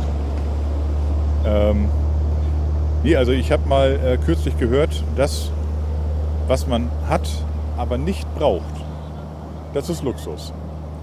Und von daher glaube ich, bin ich mit dem, was ich schon mehr habe, als ich brauche, schon sehr zufrieden. Also nee, ich muss nicht aus goldenen Bechern trinken oder wo das Bier dann irgendwie 12,50 Euro kostet, nur weil das irgendwie, keine Ahnung, 3-mal über den Äquator geschippert worden ist oder sowas. Also so ein Blödsinn, da bin ich nicht für. Da kriegst du mich nicht. Ich fühle mich mit sowas auch nicht wohl, muss ich sagen. Ja, also ich habe kürzlich was über einen König gehört, der durch Öl reich geworden ist. Also muss er auch irgendwie Saudi-Arabien da die Ecke gewesen sein. Ich weiß nicht genau, welcher das war. Er lebt auch noch, ist bei seinem Volk sehr beliebt. Aber der ist so reich, dass er Toilettenpapier aus purem Gold hat. Und wie kann man sich denn mit Gold den Hintern abputzen? Es gibt ja auch Blattgold für Steaks und solchen Quatsch. Also ich könnte mir durchaus vorstellen, dass da irgendwie so viel Goldanteil drin ist, dass es entsprechend so aussieht. Aber der wischt sich quasi mit Gold den Hintern ab. Und ich glaube, das ist echt schon ein bisschen doll. Also der hat richtig Geld. Da kommt es überhaupt auf gar nichts mehr drauf an. Ich meine, seinem Volk geht es wohl auch sehr, sehr gut. Ne? Die leben alle wirklich in einer sehr guten Situation, alle persönlich.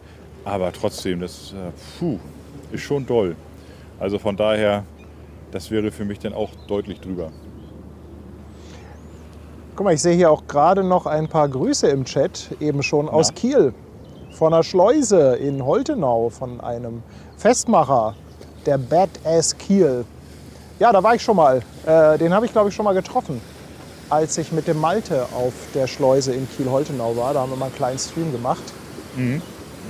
Und ja, die Festmacher da, die haben, glaube ich, auch immer Spaß. Ich hatte ja mal irgendwann die Idee, sowas wie eine Festmacher-Olympiade zu machen. Weißt du, so mit Affenfaust, Weitwurf, Leinenzielwurf und ähnliche Sachen. Aha. Mit wem wolltest du das machen? Mit den Festmachern oder wie? Ja, ach, das war nur, ja, so, weißt du, so ein Battle. Irgendwie Kiel gegen Bremerhaven, gegen Hamburger Festmacher, Wilhelmshaven und dann so eine Festmacher-Olympiade. Aber das, da haben wir absolut keine Ressourcen für, sowas zu organisieren. Ne? Aber die Idee finde ich eigentlich ganz witzig. Ja, die Idee ist charmant.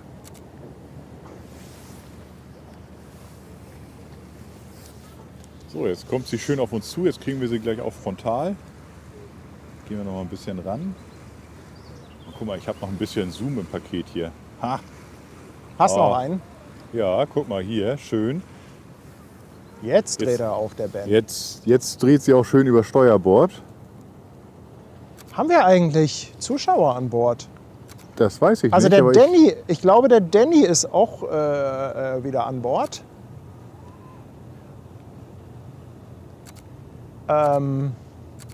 Ist der Danny? Ach, ich lese gerade im Chat, Danny ist auch live.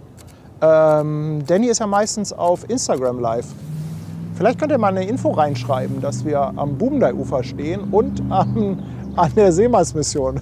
Vielleicht ich hoffe, das überfordert ihn nicht.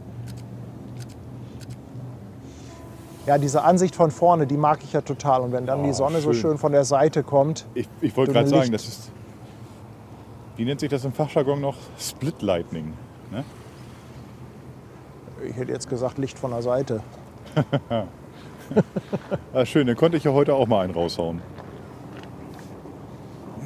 Also bei mir kommt hier gerade, glaube ich, eine ganze Armada an Rip-Piraten. Da muss ich jetzt gleich einmal kurz draufschalten und euch das mal zeigen. Ups. Sind das überhaupt Rip-Piraten? Also auf jeden Fall sehen die Boote so aus.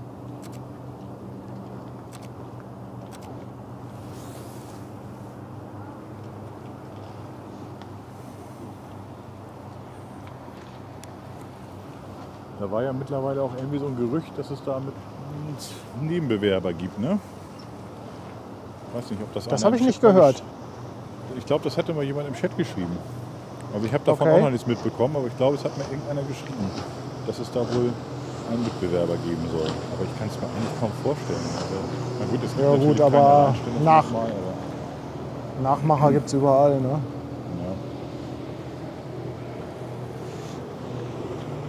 Aber wenn, dann will man ja eigentlich auch beim Original fahren. Ne? Das ist so.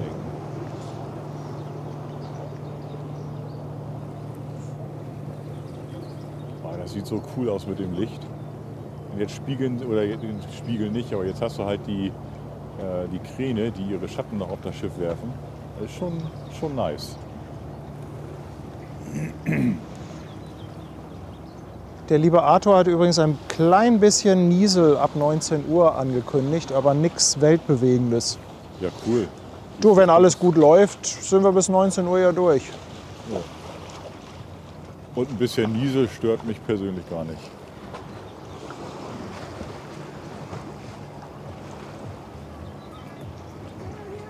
Ach, jetzt kommt wieder einer mit dem Fahrrad und im Anhänger hat er seine Bluetooth-Box. Ja, der fährt da öfter rum. Ja.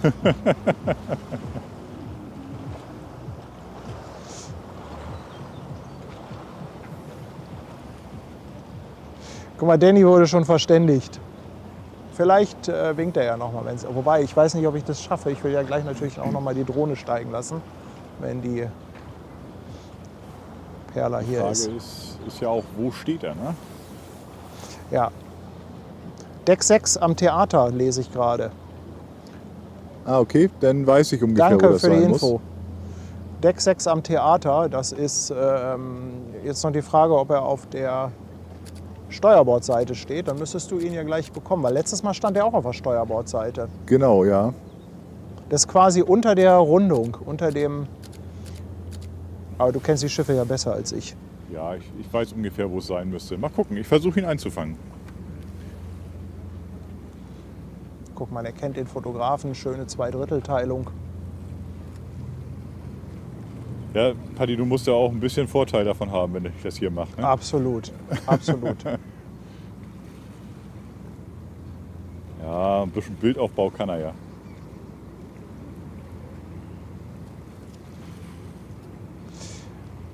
Danny steht Steuerbord, schreibt der Gerhard. Ja, das ist gut. Das kommt mir doch entgegen.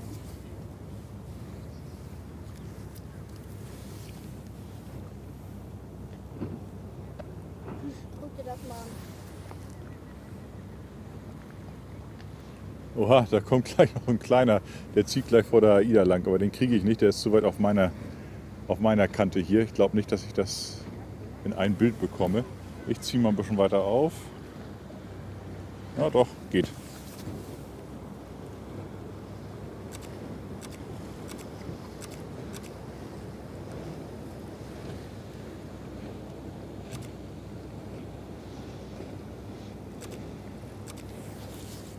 So, dann gehe ich gleich mal gucken, wo er denn steht.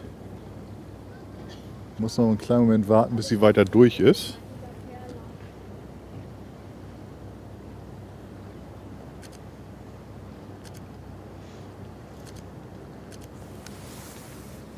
Und dann gehen wir mal auf die Suche, ob wir es finden, den guten Mann. Danny, ne? Wir suchen Danny. Ja, ich sehe sie hier auch schon. Such du mal einen kleinen Moment und ich gehe mal hier auf meine Kamera, denn das Bild ist auch immer sehr schön, wenn sie hier rausfährt und man dann im Hintergrund die Elbphilharmonie sieht. Schrei ruhig, sobald du ihn siehst, Also dann ich schalte werde ich ihm, sofort wieder um.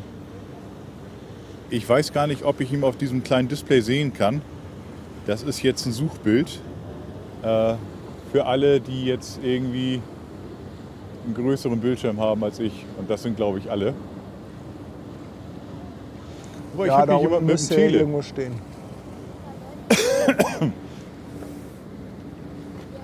Also wenn das beim Theater sein soll, dann habe ich das jetzt hier. Ah, alles klar. Ich habe hier Hilfe. Mir wurde schon gesagt, wo er steht. Und ich müsste eigentlich drauf sein. Ich wink mal eine Runde mit meiner schönen gelben Jacke. Du, einfach mal winken. Irgendjemand fühlt sich schon angesprochen.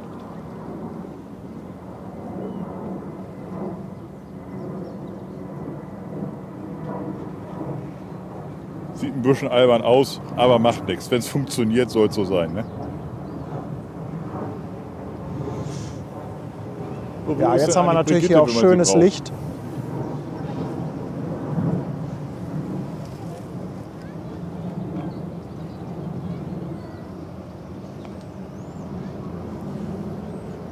Er wurde entdeckt im Chat. Ja, ich bin, glaube ich, drauf. Der ist Richtung Rettungsboot, glaube ich, ne? So ein bisschen. Das kann sein, ja. Ja, mehr Zoom habe ich leider nicht. So. Dann geht es jetzt nochmal rasant nach vorne.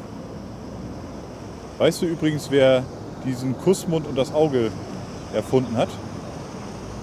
Nein? Felix Büttner heißt der gute Mann. Ist das ein Designer?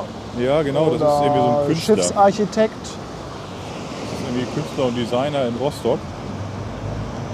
Und lebt in einer alten Mühle bei Stralsund, wenn ich das richtig erinnere. Und der hat dieses Design erfunden.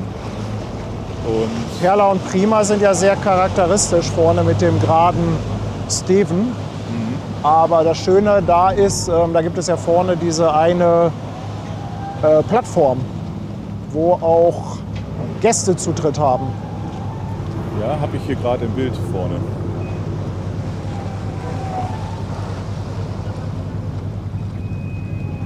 So, jetzt ziehe ich mal ein bisschen auf. Und dann lassen wir sie mal zu Paddy fahren. Ich habe sie hier schon frontal drauf. Ah, ein Traum.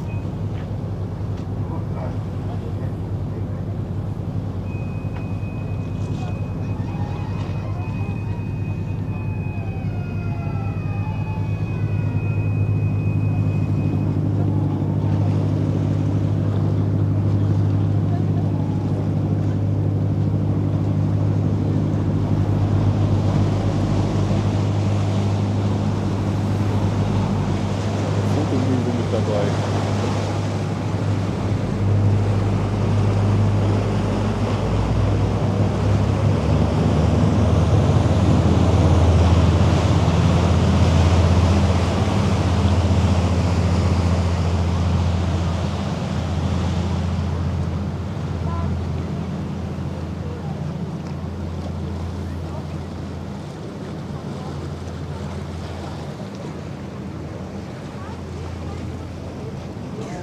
Ja, von der Silver Dawn siehst du ja leider nicht viel. Nur vom Die Heck ist, aufbauen. die ist übrigens schon ordentlich am Qualmen. Also da sieht man schon ordentlich Rauch aufsteigen. Aha. Zieht der Rauch von deiner Blickseite aus nach links weg? Nee, von meiner Seite aus eher nach rechts. Ah, okay, dann habe ich es jetzt auch entdeckt. Alles klar. Oha, die ist aber gut am Räuchern, weil jetzt ist die AIDA nämlich ganz schön im Nebel. Das machen die extra für die AIDA-Gäste. Ich ziehe mal ein bisschen auf, dann kann man das vielleicht sogar auch besser sehen. Da kriegst du ja eine Staublunge, wenn du draußen stehst.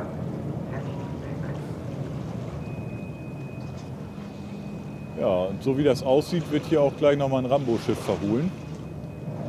Da werden Okay. die Leinen eingeholt. Dann bleibe ich noch einen kleinen Moment hier, glaube ich, oder? Du, bleib gerne so lange wie du willst. Wenn du dann keinen Bock mehr hast, kommst du einfach rüber. Ja. Wie gesagt, die Silver Dawn, da kannst du nicht viel ausrichten.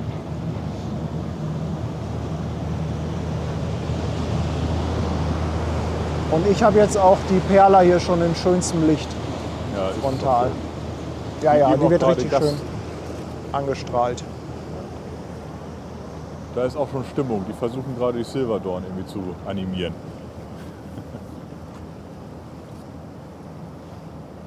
Sind denn die Ultras irgendwo da? Also bei mir ist niemand hier.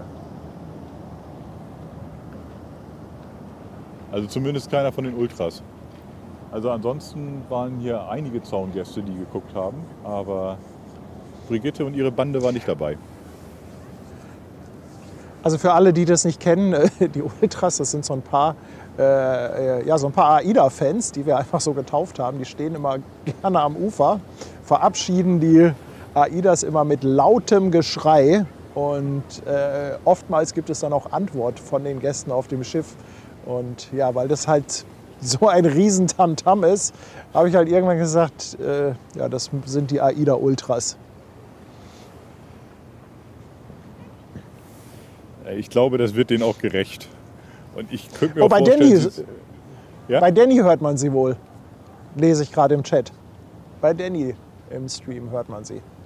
Ah, okay, dann sind sie aber vorne beim Dockland wahrscheinlich. Ja, ja, ich denke auch. Die stehen meistens Dockland.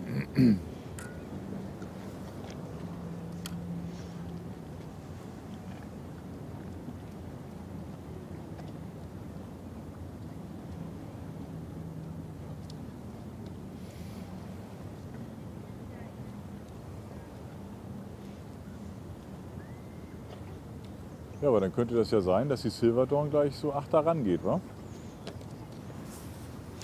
Das kann gut sein. Über Zeitlich. 1742 haben wir. Ja. Ja, da muss ich ja gleich noch ein bisschen was zur Silver Dawn erzählen. Aber da haben wir ja ein bisschen Zeit für. Herzlichen Dank. Das kommt gleich. Du, Paddy, ich kriege hier gerade eine Kiezmische gereicht, ja. Aus einem Kühlrucksack. Weißt du, wie eiskalt die ist? Das ist ein Boah, Träumchen. das ist ja sensationell. Ich habe dafür Lindkugeln. Die mache ich aber auch gleich auf. Ja, jetzt muss ich natürlich erstmal hier Kiezmische trinken. Oh, das ist die gute Mischung hier mit Karamell und Salz. Oh, das ist Fresspulver. Ja, ja. Die Karamell- und Salz-Mischung. Das sind die ich auch nicht teile. Ja, du, ich habe einen Lindhasen-Karamellsalz von Kirsten geschenkt bekommen. Gebe ich auch nicht her. Auch meiner.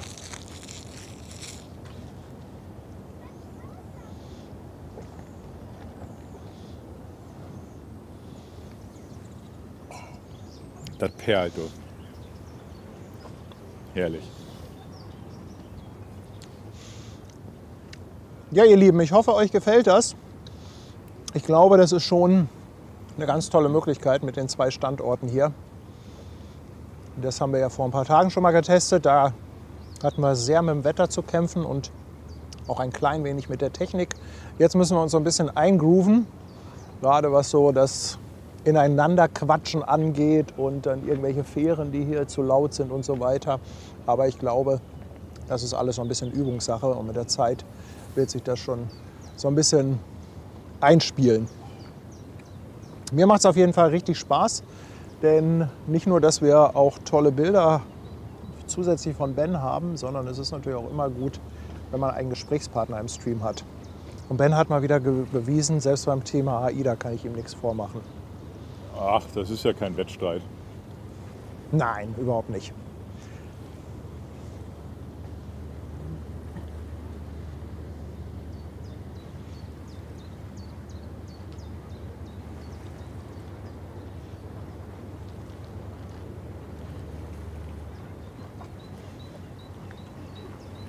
Aber der Kollege, der gerade neben mir steht, den kennst du auch. Mein Problem ist nur, Ist das der Martin? dass ich mir Namen immer nicht merken kann. René. René. Oder Miepelschutz. Ach, René ist das, ja. Ja, So, jetzt habe ich hier die AIDA Perla zusammen mit der Silverdorn in einem schönen Bild.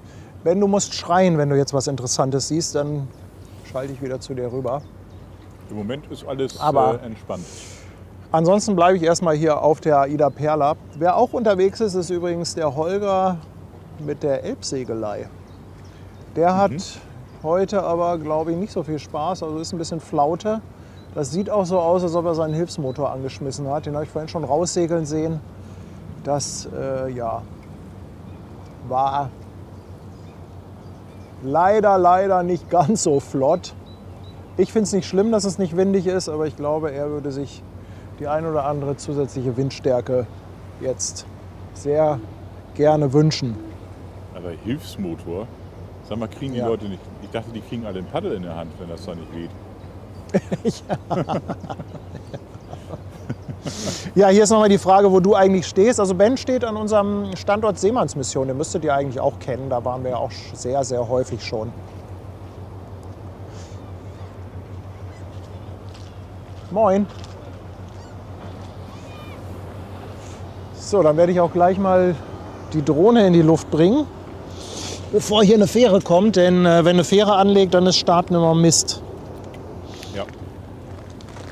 Ja, bei mir geht jetzt gerade das Rambo-Schiff los. Aber ich weiß nicht, ob das so spannend ist, dass man dafür... Natürlich von sind der AIDA Rambo-Schiffe spannend. runtergeht. Ja, dann... Also wenn du sie gleich groß hast, dann schrei ruhig. Ich bin dran. Sie ist los vom Kai, sie fährt langsam ab. Und ich bin drauf. Ja, das zeigen wir doch noch mal. Ja, Aber ich muss schon sagen, die Perla kriegt gerade richtig nettes Licht, ne? ja dann entscheide Also- dich. Wahl der Wahl. Ja, ach du, wir können da kurz draufbleiben bei dir. Passt.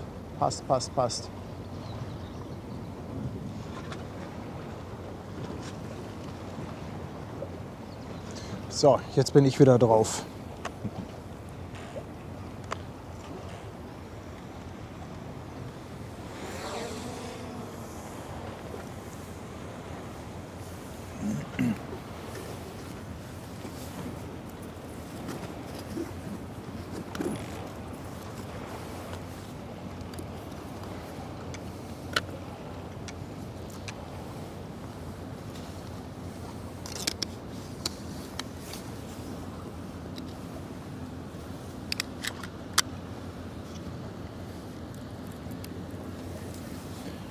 Ich packe hier schon mal so langsam, aber sicher ein bisschen zusammen.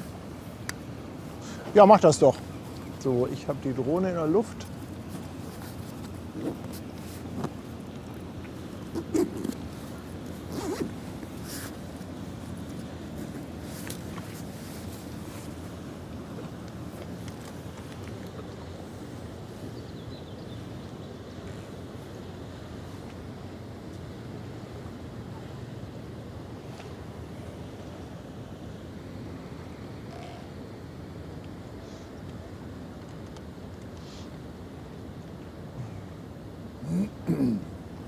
Von mir aus dürfte sie jetzt noch mal ein Hörnchen raushauen. Ach, guck mal, du hast ja jetzt auch die Rambo, ne?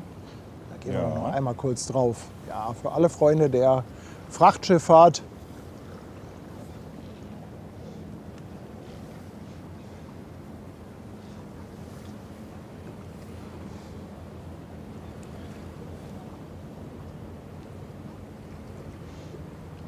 Und dann übernehme ich wieder. Ja, siehst du wohl. Dann würde ich sagen, ich baue hier mal langsam alles ab. Ja, Du mach hast das. die AIDA im Blick. Und dann kommst du komme rüber.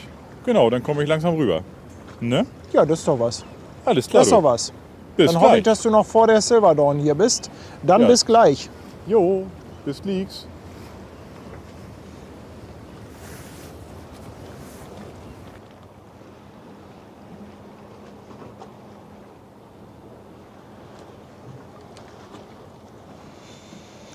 Ja, Mensch, ihr Lieben, tut mir natürlich leid. Ich weiß, ihr seid alle Fans von Bens toller Stimme. Aber bei ihm passiert jetzt nicht mehr so wahnsinnig viel. Das meiste passiert jetzt hier. Ben wird jetzt zusammenpacken und dann gleich mit der Fähre hier rüberkommen, so dass ich hoffe, dass wir ihn zumindest zum Ende des Streams dann hier noch mal mit vor der Kamera begrüßen dürfen.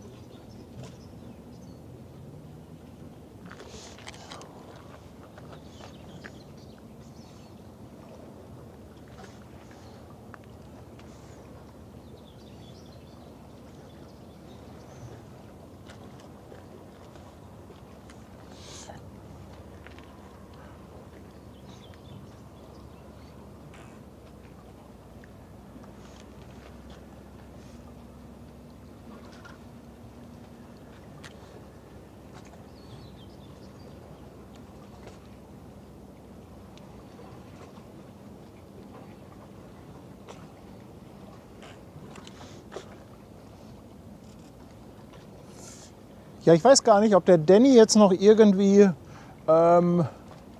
mitbekommen hat, dass wir 2 Standorte haben. Wahrscheinlich nicht. Also ich glaube auch nicht, dass der jetzt die Seite gewechselt hat. Oder? Wahrscheinlich nicht, ne?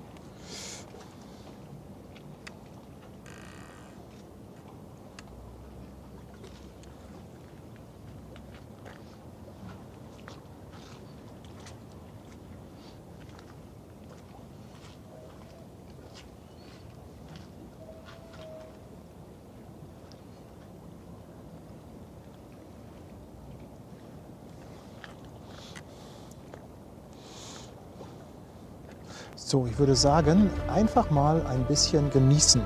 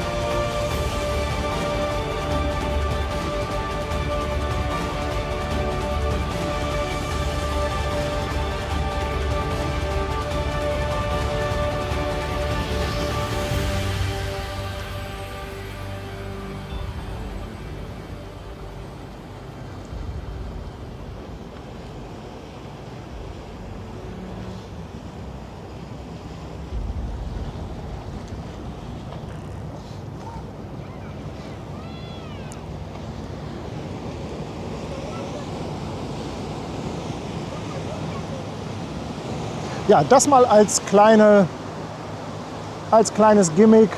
Ich dachte mir, wir machen einfach mal unsere eigene Auslaufmusik, wenn wir die von AIDA nicht abspielen können.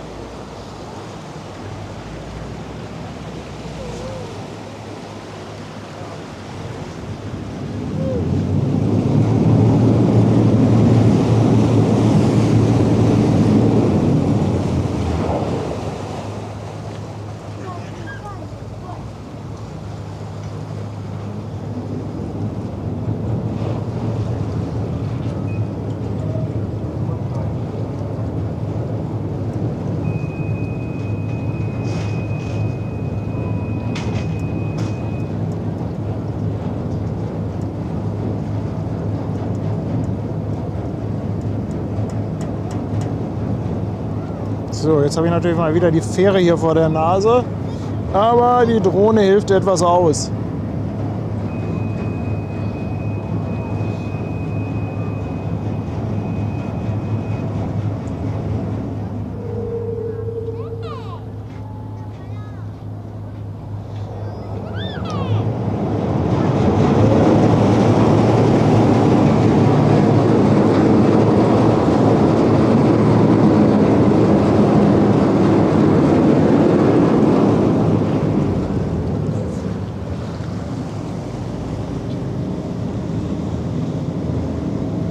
Ich glaube, die Silver Dawn legt ab.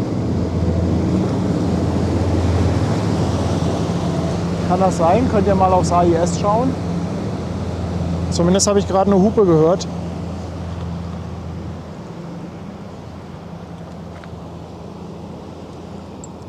Oder ein Typhon.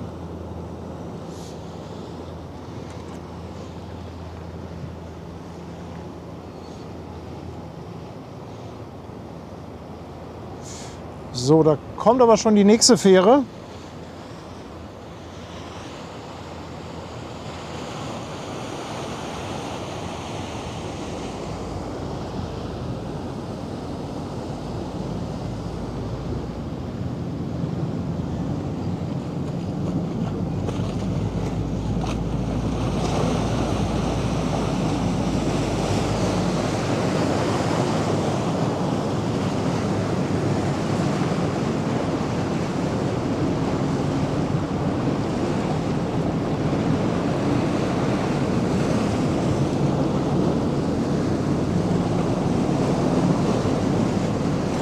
Also hier bestätigt, dass die Silver Dawn legt ab. Dann kann ich ja jetzt schon mal mit der Hauptkamera den Schwenk machen.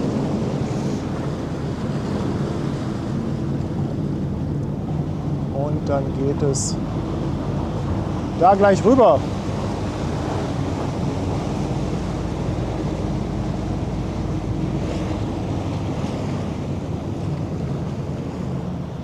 Da haben wir auch die Rambo noch mal im Bild, aber das passt ja ganz gut. Ja, damit ist AIDA Perla verabschiedet.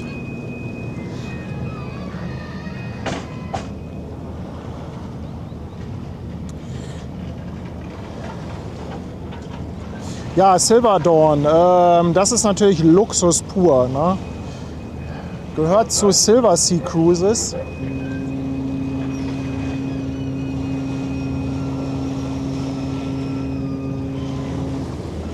Wurde 1994 von der Familie Lefebvre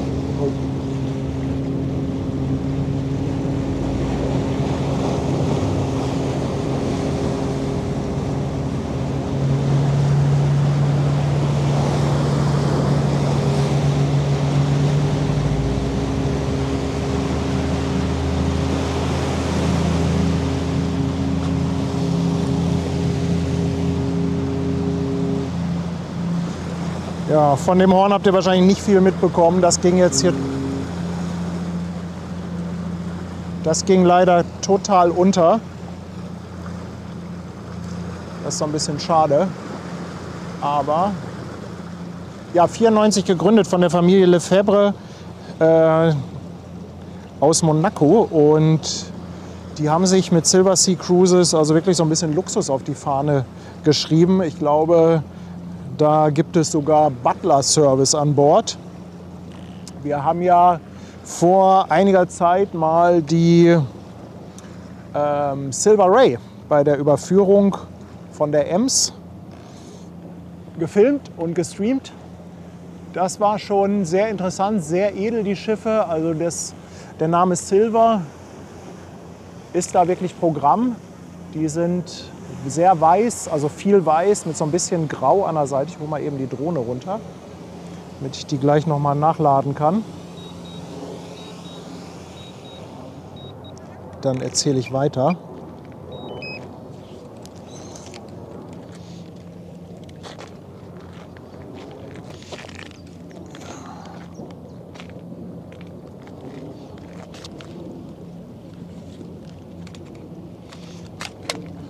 Okay, dann ist die gleich wieder startklar, wenn die Silver Dawn hier ist. Und dann kann ich euch vielleicht noch ein klein bisschen was erzählen dazu. Die Silver Dawn selber, die gehört zur sogenannten Moose-Klasse oder Muse-Klasse, wurde 2021 von Fincantieri in Italien gebaut. Und sie hat eine Länge von 213 Meter, Breite von 27 Meter, maximaler Tiefgang beträgt 6 Meter und 70. Maximale Geschwindigkeit knapp 20 Knoten und sie hat Platz für fast 600 Gäste, genau genommen 596. Für die 596 Gäste, oh, hier das Lotsenboot schickt noch einmal ein bisschen Wellengang. Juhu! Für diese knapp 600 Gäste steht dann auch über 400, also genau genommen 411 Besatzungsmitglieder zur Verfügung, die sich darum kümmern. Sie fährt unter der Flagge von Bahamas und hat insgesamt 8 Decks. Hat natürlich jede Menge an Annehmlichkeiten an Bord. Also unter anderem alle Suiten an Bord haben Meerblick und die Owner Suite zum Beispiel, die hat so schlappe 100 Quadratmeter, sogar ein bisschen mehr mit einer 12 Quadratmeter Veranda. Gibt da noch diverse andere Suiten und kulinarisch gibt es auch jede Menge an Bord. Wellness, Unterhaltungsprogramm, alles Mögliche. Aktuell befindet sie sich auf einer Weltreise und ja, wenn ihr selber mal so eine Weltreise machen möchtet, nächstes Jahr kann man, glaube ich, die nächste Weltreise machen. Und ich glaube, für 2 Personen liegt man dann so bei ca. 180.000 $. Die Weltreise geht, ich glaube, die aktuelle 136 Tage. Können auch 2, 3 Tage mehr sein. Ich hoffe, dass ich da nicht verrutscht bin. Kann auch sein, dass die nächstes Jahr 136. Aber wir gehen immer so in den Bereich 130 bis 140 Tage. Silver Seas hat nicht nur reine Kreuzfahrtschiffe, sondern hat auch ein paar Expeditionsschiffe, wie zum Beispiel die Silver Origin, die Silver Endeavour, die Silver Cloud oder auch die Silver Wind. Ja, das ist so mal so ein ganz grober Überblick. Wie gesagt, sehr luxuriös mit Butler-Service.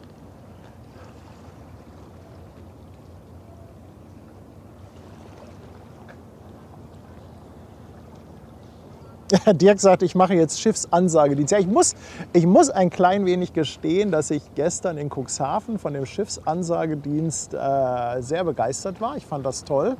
Und daraufhin habe ich mir gedacht, Mensch, du musst einfach mal dich ein bisschen mehr schlau machen und dich ein bisschen vorbereiten. Zumindest ein paar Sachen zusammen googeln, zusammenschreiben, dass man immerhin so ein bisschen was zu erzählen hat. Und in der Hoffnung, dass sich dann mit der Zeit ein bisschen mehr Erfahrungsschatz aufbaut.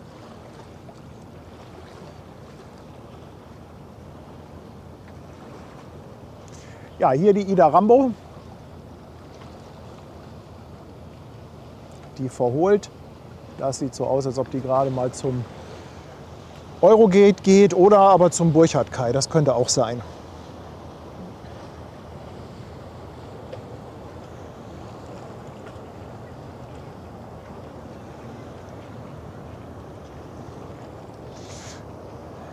Hier kommen auch noch mal die Infos zur Ida Rambo.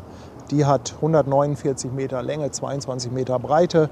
Baujahr 2007. Fährt unter deutscher Flagge.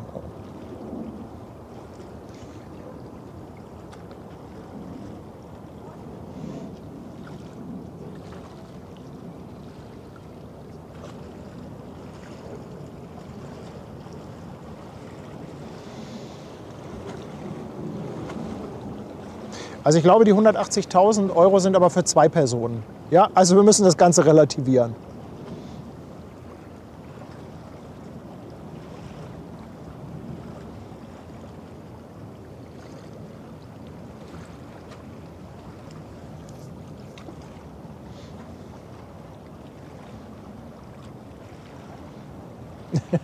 Ja, Kirsten schreibt noch mal was vom Pancake-Frühstück. Das war auch so fies. Gestern hatte Kirsten geschrieben bei uns im Chat, dass Ben jetzt Pancakes bekommt. Das ist mir nicht aus dem Kopf gegangen, sodass ich Tanja dann heute Morgen nerven musste, dass ich gerne Pancakes hatte. Aber Tanja, ne? Es ist unfassbar.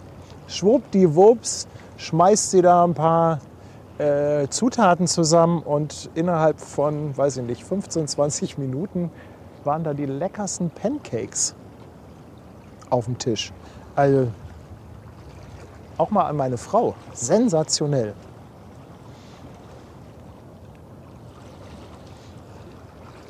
Ja, da kommt sie, die Silver Dawn. Also sehr, sehr klassisch. Wir hatten damals bei der Silver Ray festgestellt, dass die Schiffe, wenn da keine Sonne drauf scheint, ja, so ein bisschen mau aussehen. Also dann haben sie schon teilweise ein bisschen was Militärisches. Also die brauchen tatsächlich etwas Sonne, um gut auszusehen. Jetzt fährt sie halt auch ein bisschen in den Schatten.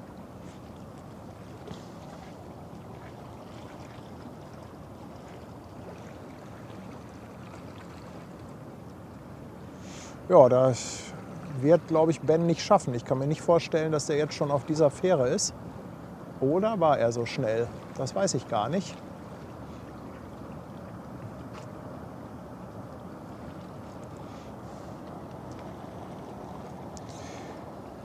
Ja, nach der Silver Dawn kommt dann leider nicht mehr viel Spannendes. Also die Glovis zum Anfang, das war schon quasi unsere Zugabe, die wir vorweg hatten. Ihr könnt natürlich gerne mal auf den Vessel Finder schauen, die sowieso oft drauf gucken, ob ihr noch etwas entdeckt. Dann gerne her damit. Und ja, ich werde schon mal die Drohne klar machen, dass die gleich wieder hochgehen kann, wenn die Fähre weg ist.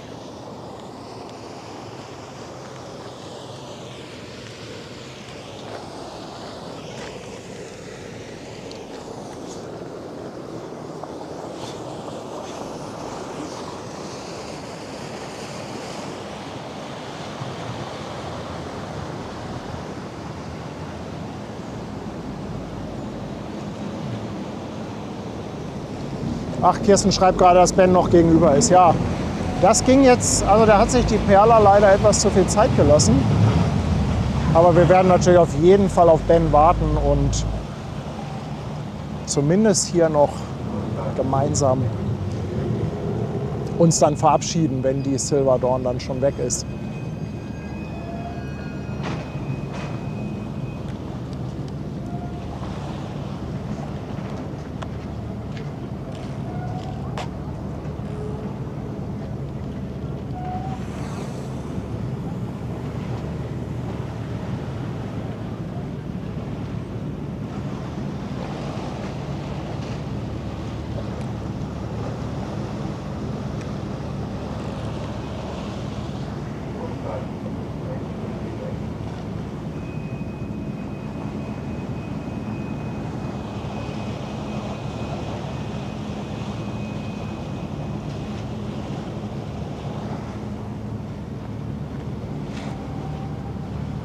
Ja, wie findet ihr das Schiff? Also jetzt mal so rein optisch gefragt.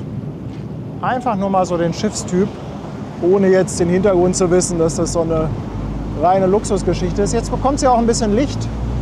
Ich glaube, das tut dem Schiff extrem gut.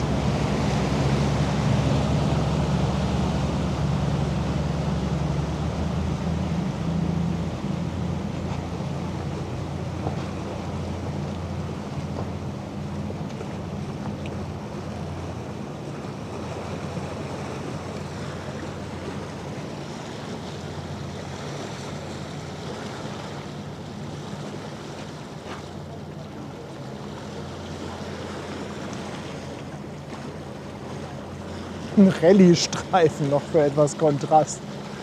Ja.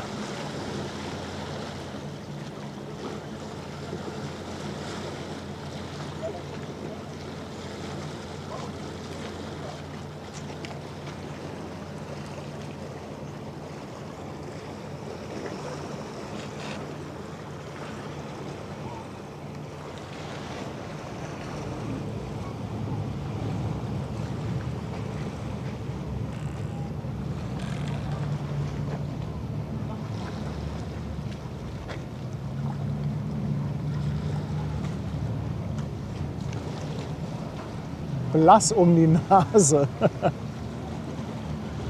Oh! Ein Gruß von der Fähre.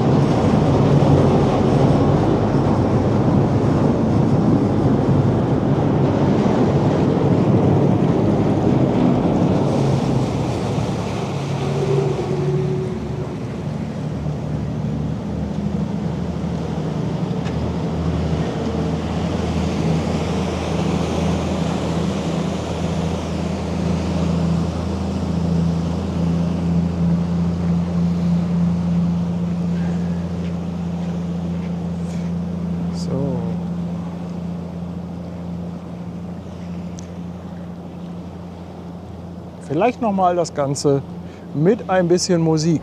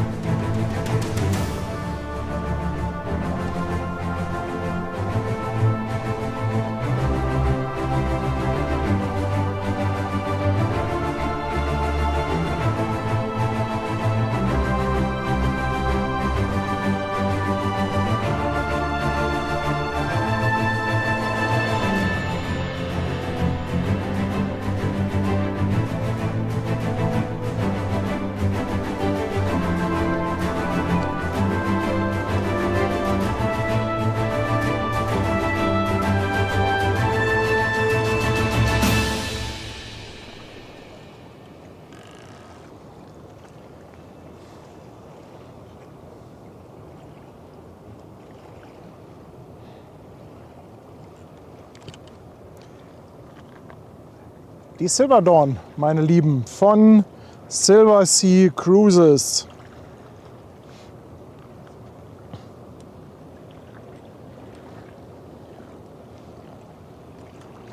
Ja, eine gute Frage. Warum sieht man da keine Passagiere an Bord oder an Deck? Das ist eine berechtigte Frage. Also Hamburg ist doch wirklich so ein schöner Hafen zum Auslaufen. Also ich finde das ehrlich gesagt auch ein bisschen komisch. Ja. Ich muss aber sagen, ich finde das Schiff ehrlich gesagt von der Form her schon schön. Okay, das mit der Farbe lasse ich gelten, können wir gerne drüber streiten.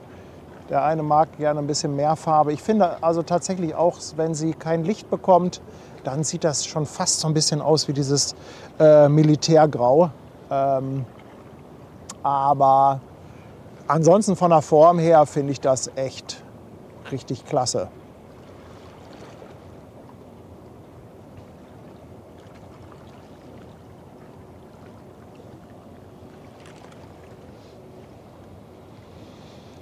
Ja, und sie befindet sich gerade halt auch auf einer Weltreise.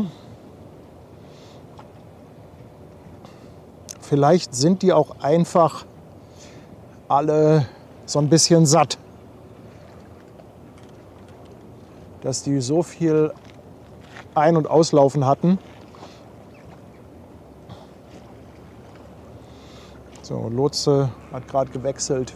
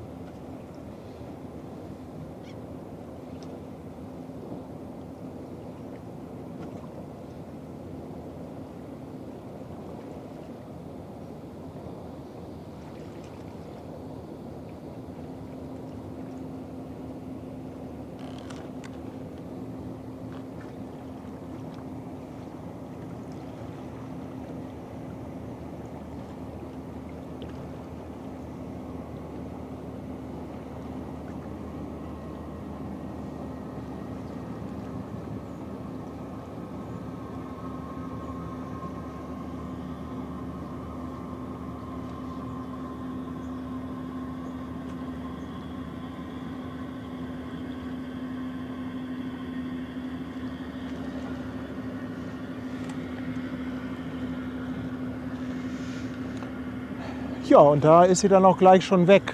Ich sehe noch einen Fieder von hinten kommen. Verholt der oder kommt der zu mir? Das wäre jetzt mal die Frage.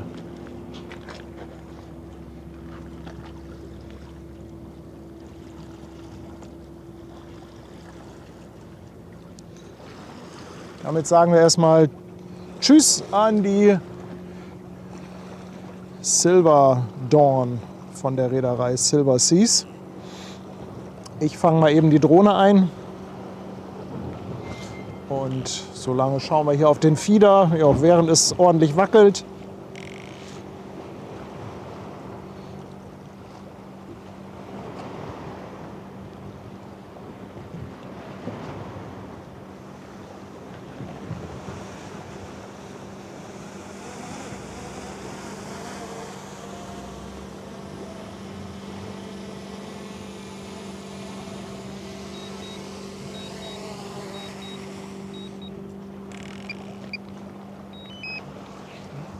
Okidoki.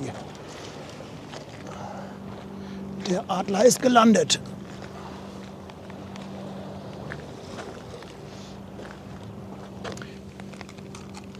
Und dann kann ich auch gleich noch mal ein bisschen in den Chat schauen. Ach, guck mal, kommt ja auch gerade noch was raus aus Waldershof. Mensch, hier ist ja richtig Fieder-Action. Große Verholung. Die große Verholung.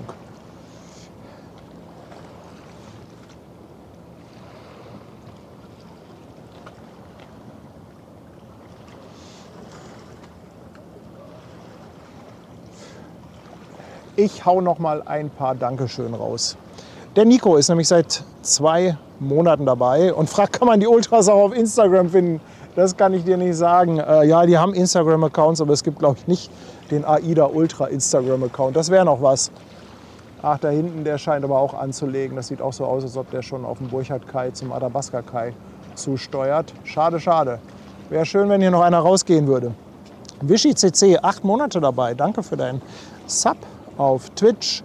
Der Holger feiert 11-monatiges. Er sagt, danke für das Video von Cuxhaven. Ja, war doch mal eine schöne Abwechslung in Cuxhaven, oder? Und ich meine mit dem Heli, das sah doch auch echt cool aus gestern. Hat mir richtig gut gefallen. Dann haben wir den Kurz B. Der ist neu an Bord mit einem Prime Sub. Herzlich willkommen. Klopferhase, 17 Monate, nice Stream. Rudi 16, 5,99. Danke dir. Ballonpilot Arthur. Oh, noch 4 Wochen, dann ist Arthur in Hamburg. Ja, dann kannst du dich mal persönlich hier um das Wetter kümmern, mein Lieber. Sei Möwe, scheiß drauf, ist seit 9 Monaten auf Twitch dabei. Danke für deinen Sub. Und ja, auf YouTube ist er auch dabei. Seit 12 Monaten auf der Reeperbahn. Mensch, Steffi, ganz lieben Dank dafür. Poldini ist jetzt auf der Speicherstadt dabei. Herzlich willkommen und Dankeschön. Und Jutta schickt 2 Euro Superchat für mehr Musik im Stream. Ja, ich fand das mit der Musik, das lockert das Ganze mal ein bisschen auf. Ich muss da noch ein bisschen dran feilen. Ich glaube, es hat auch jemand schon eben geschrieben. Oh, jetzt gibt es da hinten ein Horn. Leute, hier stehe ich doch. Ich muss da noch ein bisschen dran feilen, weil ich kann mit der Software, die ich hier benutze, die Musik nicht ein- und ausfaden, also nicht schön langsam rein und rauskommen lassen, also Lautstärke rauf und runter ziehen. Da muss ich noch ein bisschen dran basteln. Es kann sein, dass sie hin und wieder mal ein bisschen abrupt anfängt oder beendet wird, aber ich glaube, so ein bisschen fürs Feeling, mir gefällt das immer ganz gut. Also ich mag ja Bilder und Musik immer total gerne.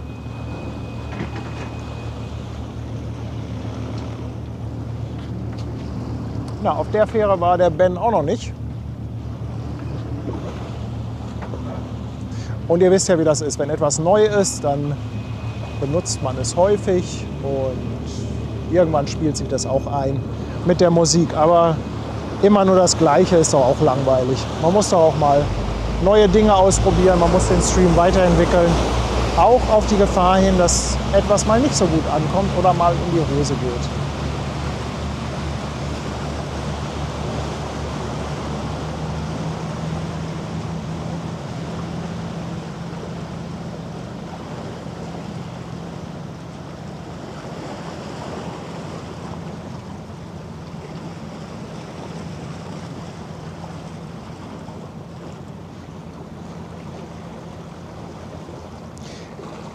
Hier war im Chat noch vorhin die Frage, wie man auf ein iPhone eigene Klingeltöne bekommt. Also zum Beispiel jetzt die Hörner oder so. Ich glaube in der Tat, das ist beim iPhone gar nicht so einfach. Da kann man nicht einfach jetzt eine MP3-Datei nehmen und dann hochladen. Also ich glaube, das ist irgendwie ein Umweg. Das müsstet ihr mal googeln. Aber meine Info ist, dass das beim iPhone alles andere als trivial ist. Also der gute Steve Jobs wollte wohl damals nicht, dass man eigene Klingeltöne hat.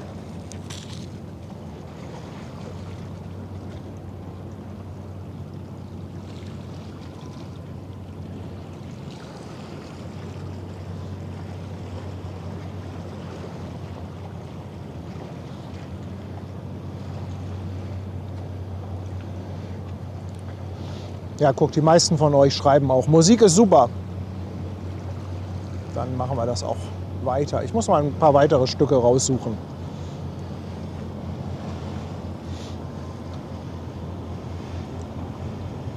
Ja, Markus schreibt hier auf dem Apple mit GarageBand ist das relativ einfach. Wobei ich glaube, die Bedienung von GarageBand ist auch nicht für jeden trivial. Für jemanden, der ein bisschen technikaffin ist das mit GarageBand bestimmt super. Ja, am besten ihr googelt es mal.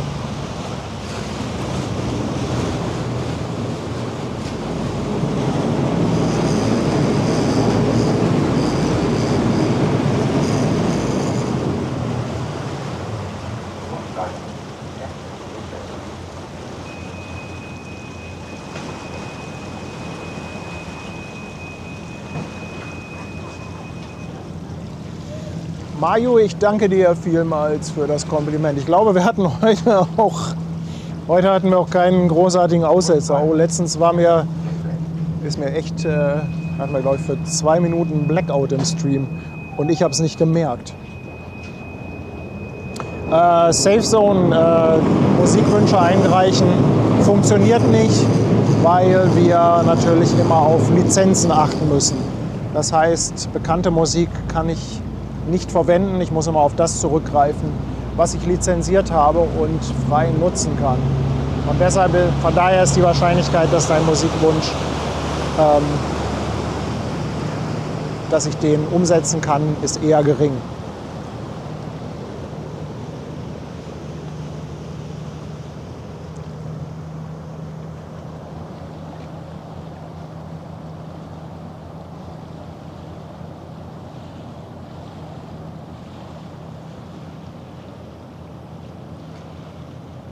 Ja, und mir ist auch klar, dass nicht jedem die Musik gefällt, aber so ist das halt im Leben. Ne?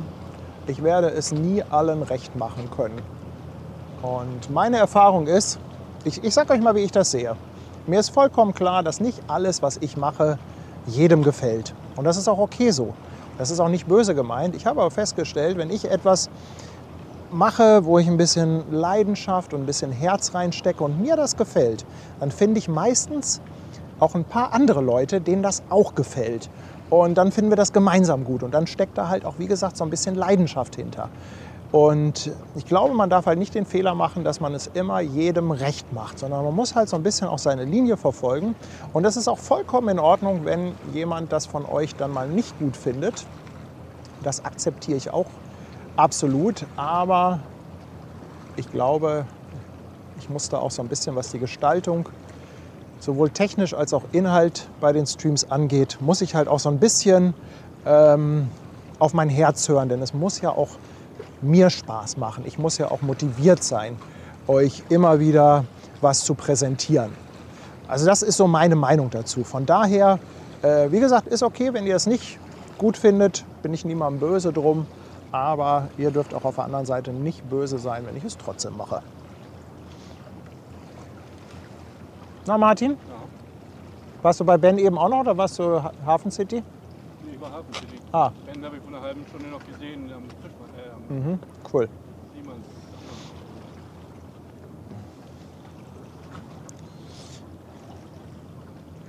Ja, ich möchte, also eigentlich sind wir jetzt, sage ich mal, inhaltlich am Ende, aber ich möchte natürlich auf jeden Fall auf Ben warten, denn der hat heute toll abgeliefert. Der hat eine super zweite Kamera gemacht, war ein toller Gesprächspartner, hat mit AIDA-Wissen geglänzt. Der Sack. Mich wieder an die Wand mit seinem Wissen an die Wand gespielt. Aber ist absolut in Ordnung. Von daher müssen wir jetzt auf ihn warten und dann nochmal hier gemeinsam vor die Kamera, ihr Lieben.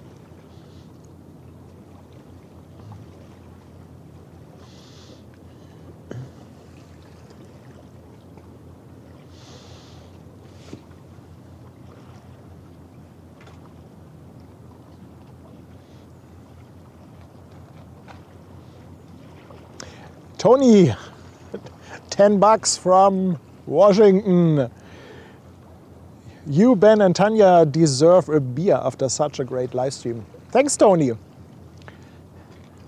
Thank you very much. Und der Martin ist seit 4 Monaten dabei, den hatte ich auch noch vergessen. Und Thor, sein Bier ist leer. 6 Monate. Prime Sub. Herzlichen Dank, mein Lieber. Oder ihr Lieben. Ben ist gleich Wikipedia, ja. Ja, aber er hatte auch Spaß dran. Aber ich habe mir, mal gucken, ich habe mir auch vorgenommen, ein bisschen mehr zu lesen. Denn, ja, ich möchte einfach ein bisschen mehr Background-Infos haben. So, was haben wir denn? Von hinten kommt auch nichts. AIDAs sind weg. Lotsenboot dümpelt da auch nur rum. Gegenüber am Strand ist auch nichts los. Ja. Komm, machen wir Werbung. Mir fällt nichts Besseres ein. Hast du kein Quiz? Bitte? Hast du kein Quiz? Nee, ich habe kein Quiz. Das muss ich. Also ich habe ein paar Fragen, aber ich muss das einspielen und.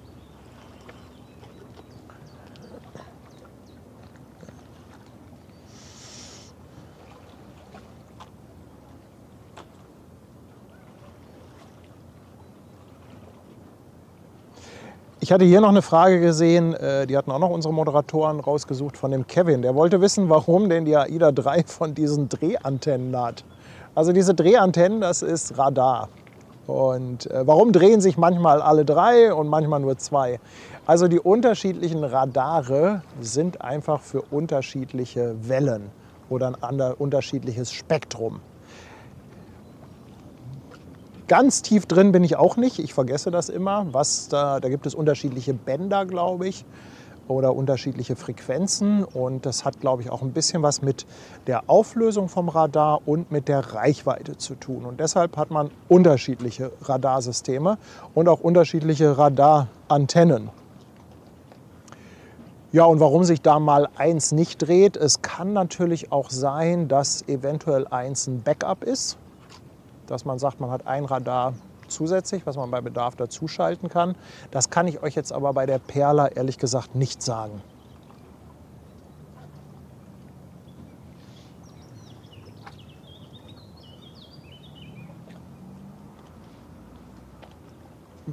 Doch, Bausi, ich stapel gerne tief. Immer wenn ich tief stapel, dann ist das Fishing for Compliments. Ja. Ja.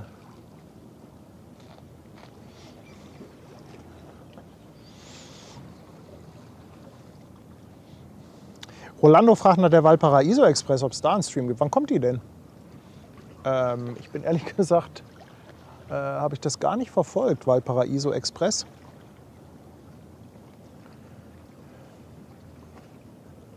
Also ist es so, wenn die Valparaiso Express zu einer halbwegs brauchbaren Zeit bei nicht strömendem Regen kommt, dann mache ich das schon gerne einen Stream. Ich muss mal kurz umschalten. Ach, da hinten sieht das aber auch ganz schön aus, ne? Ich muss mal den Filter bei der anderen Kamera etwas aufdrehen. Aber der Himmel da hinten, der sieht schon ganz nett aus. Oh, Barbara schreibt diese Nacht 4:30 Uhr oder so. Okay, okay. Tschüss, Valparaiso Express. Machen wir jetzt Sonnenuntergang und dann Valparaiso. Du sagst wir, das heißt, du willst mit mir hier die Nacht durchmachen? Ja, das will ich sehen. Nee, nee, nee.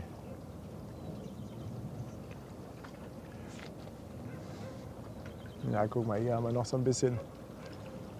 Was ist denn das? Kleiner Tanker, ne?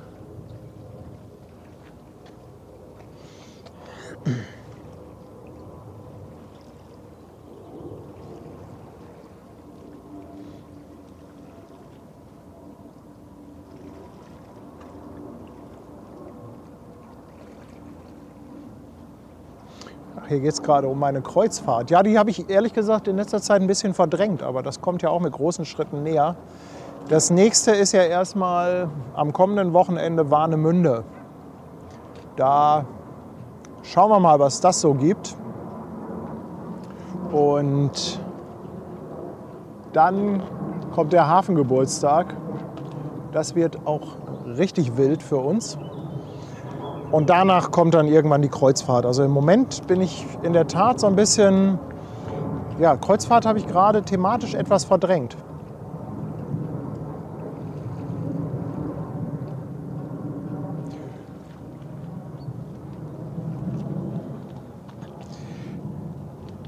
So, da müsste eigentlich jetzt Bändern drauf sein, oder?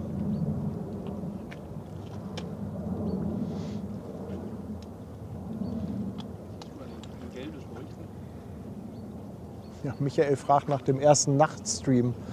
Ja, Nachtstream haben wir verschoben für viele andere gute Streams.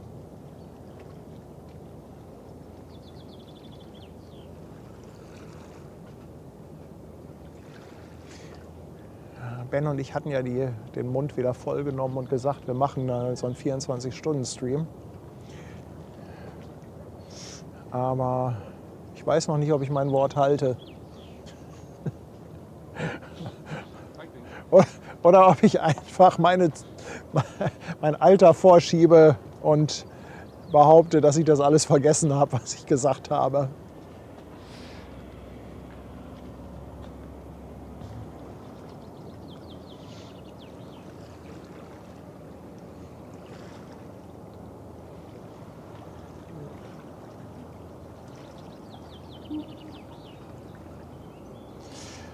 Ja, im Wesselfinder könnt ihr mich nicht sehen. Da müsste ich ein eigenes AIS haben. Und diese AIS-Systeme, die muss man natürlich anmelden. Von daher, nee. Ich glaube, einen eigenen AIS-Sender, das wird nichts.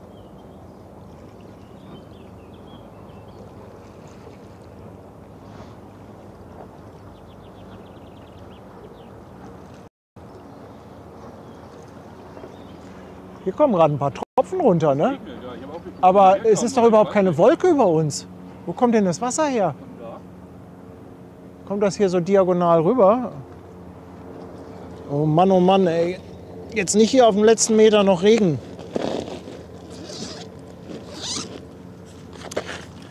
Ich bereite schon mal das Mikro für Ben vor, wenn der jetzt kommt.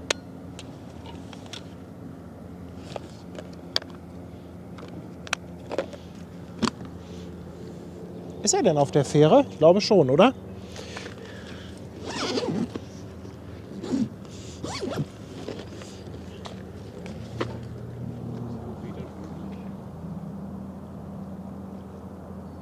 Ganz komisch, ne? Es ist hell, die Sonne scheint und irgendwie kommen hier ein paar Wassertropfen runter. Wie nennt man denn die Wetterlage? Das ist eine Regen ohne Wolke Wetterlage. Eine Regen aus dem Nichts.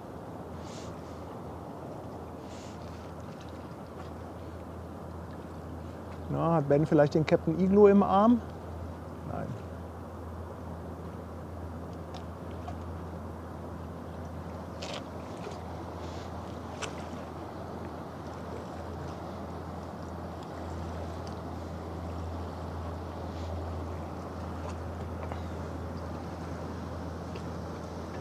Achso, Claudia wollte wissen, ob ich mich auf die Kreuzfahrt freue. Ja, natürlich freue ich mich da drauf. Also absolut. Da habe ich voll Bock drauf. Aber wie gesagt, es ist halt ist gerade so ein bisschen nicht im Fokus. Deshalb erzähle ich da irgendwie auch nichts drüber.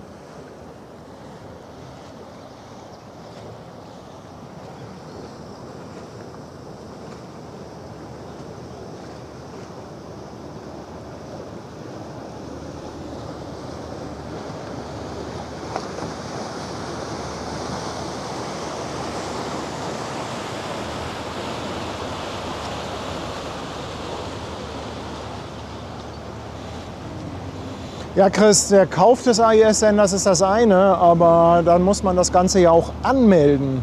Und ich weiß nicht, was die dazu sagen, wenn man quasi als Kamerastandort AIS anmeldet. So, mal schauen, ob der Bengel da drauf ist.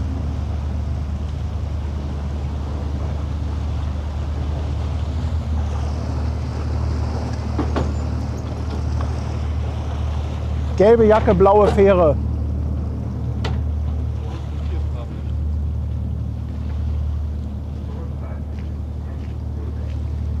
Da ist er. So, habt ihr pünktlich zum Regen geschafft? Ja, hast du. Warte, du kriegst ein Mikro.